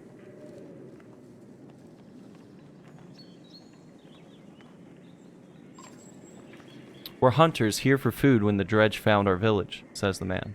When we returned, he looks away, unable to finish. Alright, allow him to join us. If you'll be no trouble, come along, you say. The men cautiously join your ranks and prove trustworthy. The hidden watering hole nearby is teeming with animals, and soon your supplies are nicely restocked. They go from 8 days to 12 days.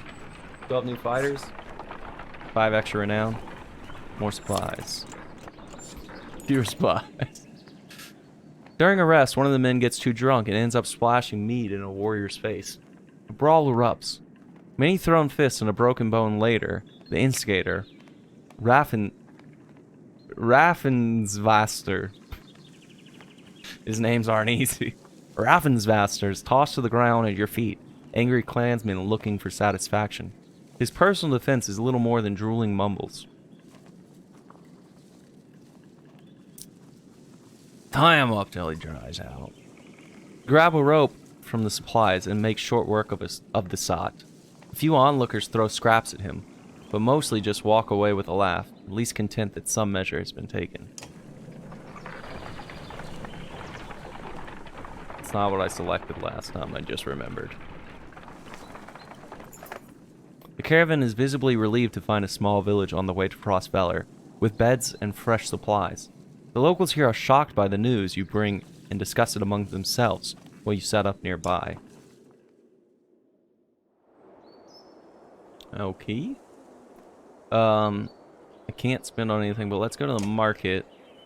Still able to get some... we could do +1 break. Armor for rest. Let's grab supplies. Buy all of them that they have. Still leave us with 17 renown. Very good. And... move on.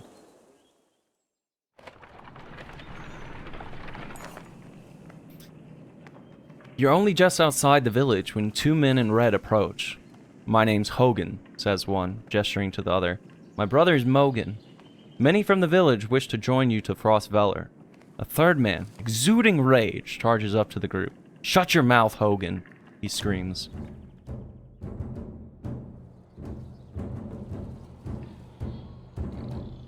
Okay. What's going on? These bastards don't speak for us. They've been trying to divide the village since you got here. True, you can keep whoever wants to stay and die. The rest of us will go with the reasonable people of Skogar. I'll have you both gutted before I let half the village desert.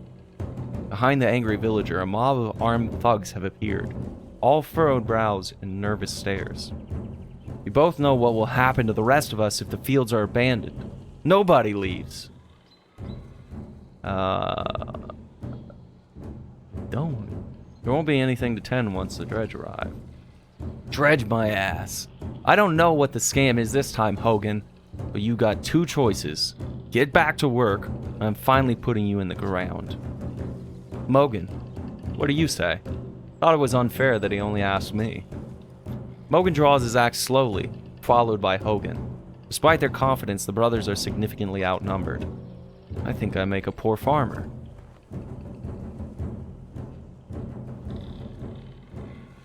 Side with the brothers. Ivor steps forward. The thugs hesitate. As you pull your axe, you notice that Alette is nowhere to be seen. It's got Hogan and Mogan in the party now. Nope, back there.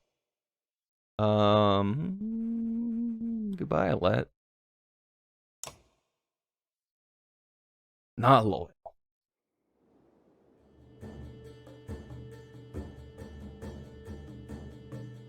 Okay, positioning people.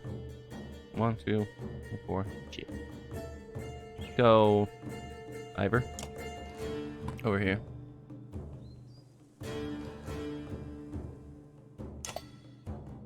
Let's go Autolift right there. Hogan and Mogan there. Rook. We're here.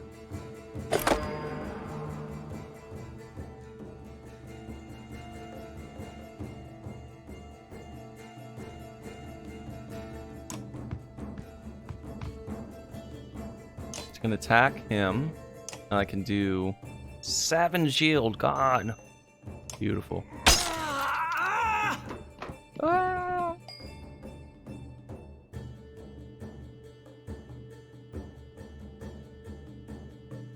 I could kill him already.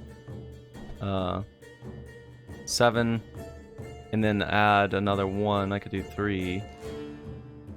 So we're not gonna kill him.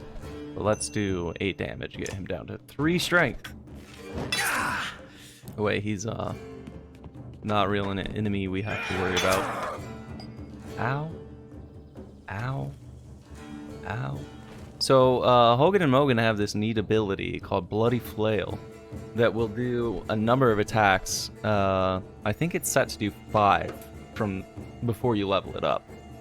That will do either 1 armor or 1 strength damage per hit. So I can use this and it should do 5.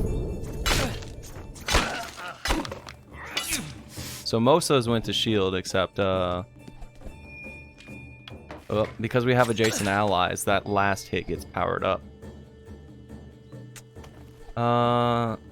Let's actually attack this guy because we still have that adjacent ally bonus. At least I think. Or is it adjacent to me?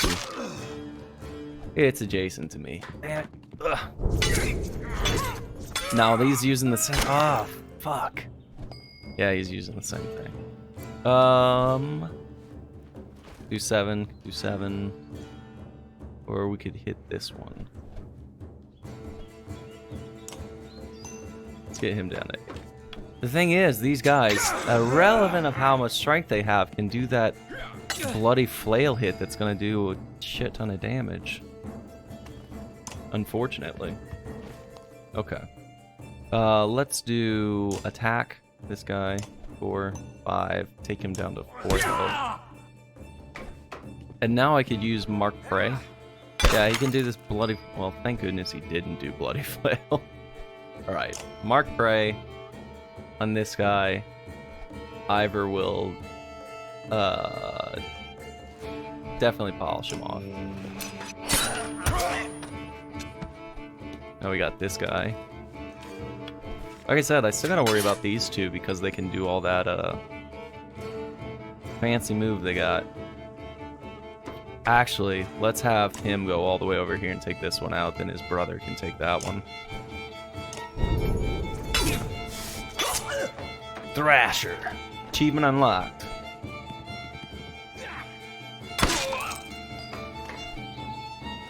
I can go up here and use the bloody flail on this one. Come on, lots of health damage. Let's go. No health damage. Let's go. Alright, well, I guess we hit back. Goldfish. This one gets a turn. Could kill either of them.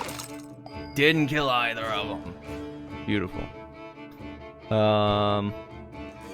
Ivor's blocked. Can't really do anything about that. Let's move here.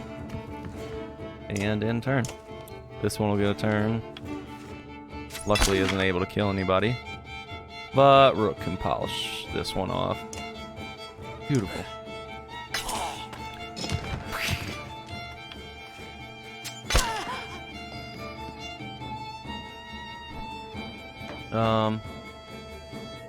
Not really a point in having him move, but I'm gonna do it anyway. Oh, well there is. Setting up the shield wall. This is Hogan or Mogan?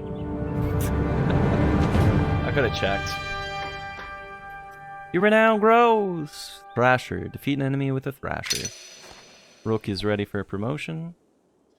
He's the only one. Alright. 6 renown. The brothers thank you with wide grins. Soon, many of the villagers have joined your caravan. You scan around anxiously for Alette, who had gone missing when the fighting began. Eventually, you find her watching from afar. Hogan returns at that moment, introducing you to his son and wife, and you soon set out again. 165 clansmen, 22 fighters. Well, they brought supplies with them, so that's okay. Let marches quietly alongside the caravan, a little distant since leaving the village. When you stop for rest, Odlif approaches you both. Alette, I have something for you. Odalith has gathered up the long banner from the caravan and smiles warmly as she passes it to Alette. What's this about? I was hoping you'd sew up the banner with everything that has happened since we left Skoger. Come find me another time, Rook, and we'll talk. Before you can comment, she departs. Dad, are you the chieftain now? Looks that way. Oh, then that means... You're both quiet for a moment, while Let unfurls the banner. Odlif has been teaching me how to sew. She speaks pretty highly of you. Can we read the part about Mom? You nod. On the banner has been sewn the story of families who have lived in Skoger throughout the years, just as is done on every banner in every town. I wish she were here, but I'm kinda glad she isn't. The section of banner about your family is short, but Alette has been sewing in colorful designs. Why do you say that? So she doesn't have to deal with all of this. Dredge, leaving home, and... Why did you have to kill those men in the village? I mean, if it's okay to ask.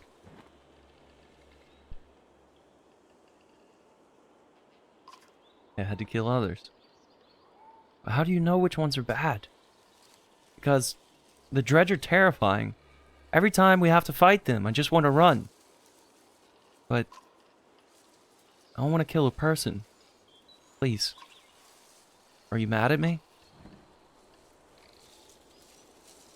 I'm glad you don't want to. Let smiles at this. Then her face sinks again. Guess I would do it if I really had to. But do we have to? I know what you mean. Yeah, I know, Dad. Think you're doing a good job. She hugs you. You spend the rest of your time together, sewing new verses into the banner. For better or worse, the story of Skoger is your burden now. Liv wants to talk at the hero's tent. Let's go. How are you doing, Odd? I'm alright. Not at first. Sometimes when a loved one dies, people say it doesn't sink in for a while. It sunk in for me right away. People tell me I'm a strong woman. It's funny. My father named me Odlith even before I was born. He wanted a boy so badly. Strong woman. What does that even mean? People look up to you. Don't take this the wrong way, but I don't want to be known for handling my feelings. If I feel nothing about my husband dying, people think I'm strong. If I cry because my insides feel like they're on fire, I'm weak. Why does that feel so backwards? Sorry, Rook, it's been hard. You're not sure what to say. In the many years you've known the chieftain's wife, this is probably the most you've ever talked. You asked me to come find you? Yes. It's about the banner. I thought about it a long time. He asked me to give it to you, you know, if something happened. Why me? He always depended on you, Rook. It should be mine. I could carry it. But I thought about why he named you. I get it. He won't follow a woman. Families would leave. Our banner would be divided. You're probably right. I know I'm right on this one. It's not just about our small town. What happens the first time we need something from another clan? How will that go? And the first time someone thinks they can take advantage of us. I think this is what has to happen. Maybe this is what it means to be a strong woman. He looks sideways, eventually giving over a timid smile. Not sure if that's the dumbest thing I've heard, or the sweetest. Listen, I know I dragged this out. The truth is, my husband and I could never have a child. I don't want our banner to end here. It'll be safe with you and Alette. I know you're going to take care of her. She puts her hand on your shoulder as she heads back to the camp. Morale improved. Still just normal morale. But we have 38 renown that we can spend. So let's use that to level up Rook to level 3. Alright, so currently he can do 3 break. I could spend more to do extra. We can get willpower up. Let's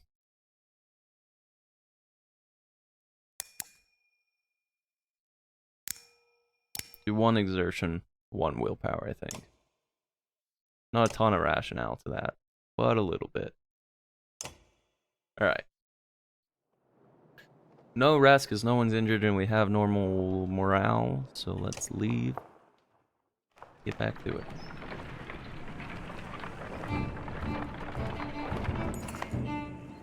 At a small split in the trail, a few fighters stop to speak with you, each carrying a single pack. We recognize this place, one man says. Spent several years here with some kin. If they're still around, we have to warn them of what's coming. With luck, we'll find you again in less than a week. We can wish them well, we can send them off with extra supplies, remind everyone that they're free to do as they please. Think you'll survive out there on your own? Tell them they're needed here. Send them off with extra supplies. If that's all you're taking, you'll never make it, you say. Grabbing a few items from the supply wagon, you strap the additional provisions to their backs. Search for family instead of food, you say with a smile. The men clasp wrists with you before departing. -8 fighters, -3 supplies, plus 10 renown.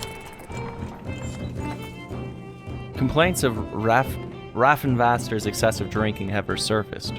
This time the man stumbled over some tent ropes, pulled the snagged canvas through a campfire, nearly setting a supply wagon aflame. Clansmen put the fire out on both the wagon and Raffenvaster's leg before leading him to you. You can punish him physically, ban him from camping near others in the future, or the man drinks nothing but water from now on.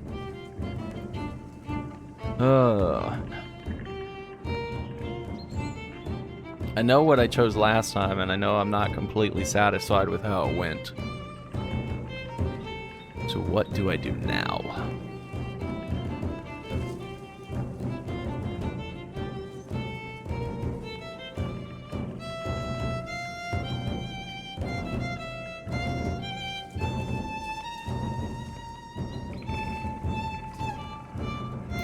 You'll rest and drink away from everyone until you learn to control yourself, you tell the man. The caravan approves of your decision until Raffenvaster disappears one evening. When you finally find him, it's as a corpse at the bottom of a steep ravine. He must have stumbled into it. He was a nuisance, but nobody wanted it to end like this. Last one, Klansman, morale declined. I'm actually more content with this ending than the one that I got before.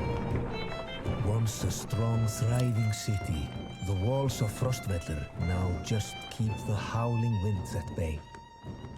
With luck, they'll hold out against Dredge as well. As brutal as that sounds, man stumbles into a ravine. Better than how it went for me last time.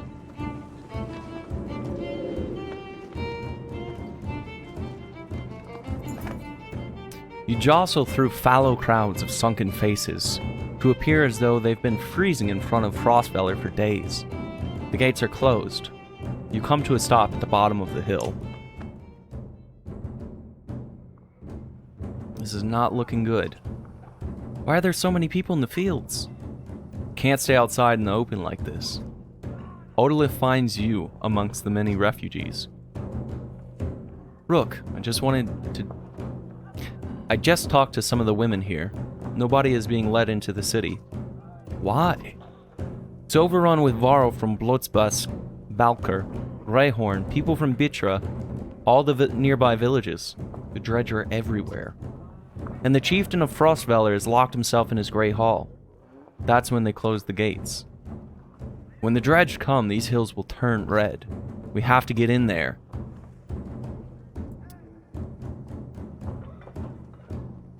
Where else could we go? With our whole caravan? South? Sigerholm and Bursgard are so far away that they may as well be horseborne lands. The Dredge are moving south. If we keep going west, we might get out of their path. Wormtoe is half as far as Sigerholm and full of Varl. And across the waste, these people won't make it. I don't like any of these ideas. That's because they're all bad. There's no point talking about leaving. We have to get in there.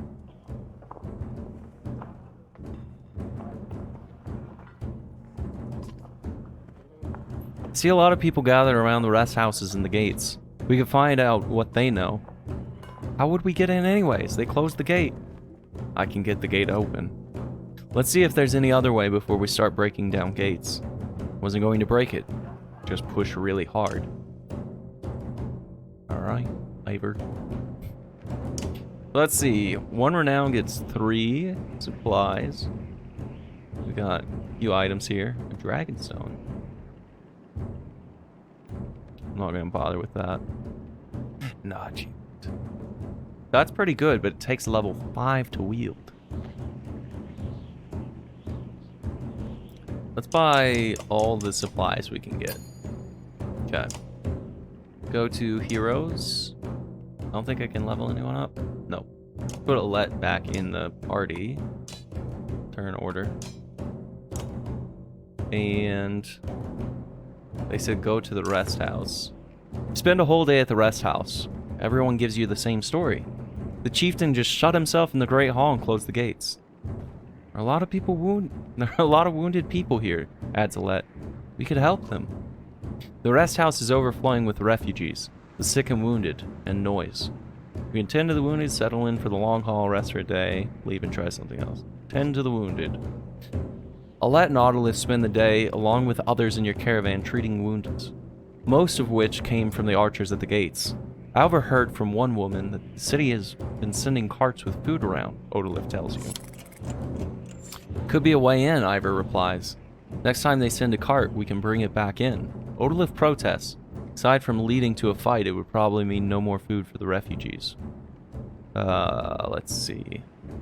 Leave the cart alone. I don't want to get involved if others are going to suffer for it, you say. You return to what you were doing. The rest house is overflowing with refugees, the sick and wounded, and noise. So, settle in for the long haul. After a day of argument, you finally agree to digging in with the other refugees if you have to. Are you sure there's no other options? Ask Ivor. Sooner or later, the dredge will come. Probably sooner. All we can do is be ready. You settle in. You're not sure how long, but you know it's the best you could do for now. Chapter 3. Little did they sleep. So you can go to the gate, and you, at least from my experience, you can't get into the gate. The archers pretty much just threaten to shoot you. So I skipped out on doing that. Maybe I would have had a different option this time, but I'm fine with choosing what I chose. Hakan, we're back. I was able to get as many warriors from Strand as you wanted, and more weapons. Extra supplies, too. Perk up now, realizing Moger has been talking to you. Since Wagner died, everyone has been looking to you to make the decisions. It's exhausting. Hakan? What were you saying? Sorry, just tired. Go on. I was saying the Varl we sent to Strand have returned. The governor gave us most of what we wanted. Good enough. Much resistance from the governor? Some. I don't think he was happy about us buying his fighters using his own money. He also insisted we take on a lackey of his to watch over his property. A man named Eirik. Eirik? I met him. He seemed competent enough. Regardless, the governor will have to get over it unless he wants Dredge crawling around his streets. We put down every slag that has wandered through here while you were gone. Enough flapping of mouths, then. Sure that wound is healed, Ludin? I agree. Enough has already gone wrong. If something happens to the prince on a mission of peace, the alliance would rot. Or worse.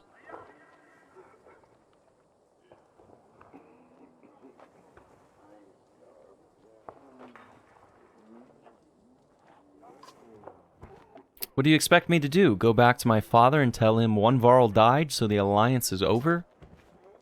He has a point. As Wagner's kinder, you have the same responsibilities, Hakan. We would only be made to do this again later, and I will not suffer it all a second time. Either take us through the wandering road, or do your job and slaughter some dredge. Ludin turns abruptly with a scowl. He stamps back to his ring of tents and followers. Wandering road's not an option with this army. This many. I could crush that boy's skull with one hand. Ludin won't be deterred. You'll have to deal with it. Don't let Ludin get to you. Let's go. I'm sick of looking at this dump. What do I tell the warriors, Hakan? Tell them to be cautious, no more losses. Tell them to cover the mountainside and dredge bodies. Tell them we don't stop until Schlid is retaken. No more losses. Will do. Give the word and we'll set off. Alright. I actually think that's a great place to end video 1. We've got through 2 whole chapters in the beginning here. And stuff only gets more exciting. So I'll excitedly resume this. I've got some editing to do. Instead of just uploading VODs from Twitch, I'll actually put this one together, make it nice and presentable, and get this one up for people to watch. And probably by the time this one's going up, I will nearly have the second one ready. So look forward to it. Thank you everyone for watching. I'll be looking to do this more. I get to say the famous line.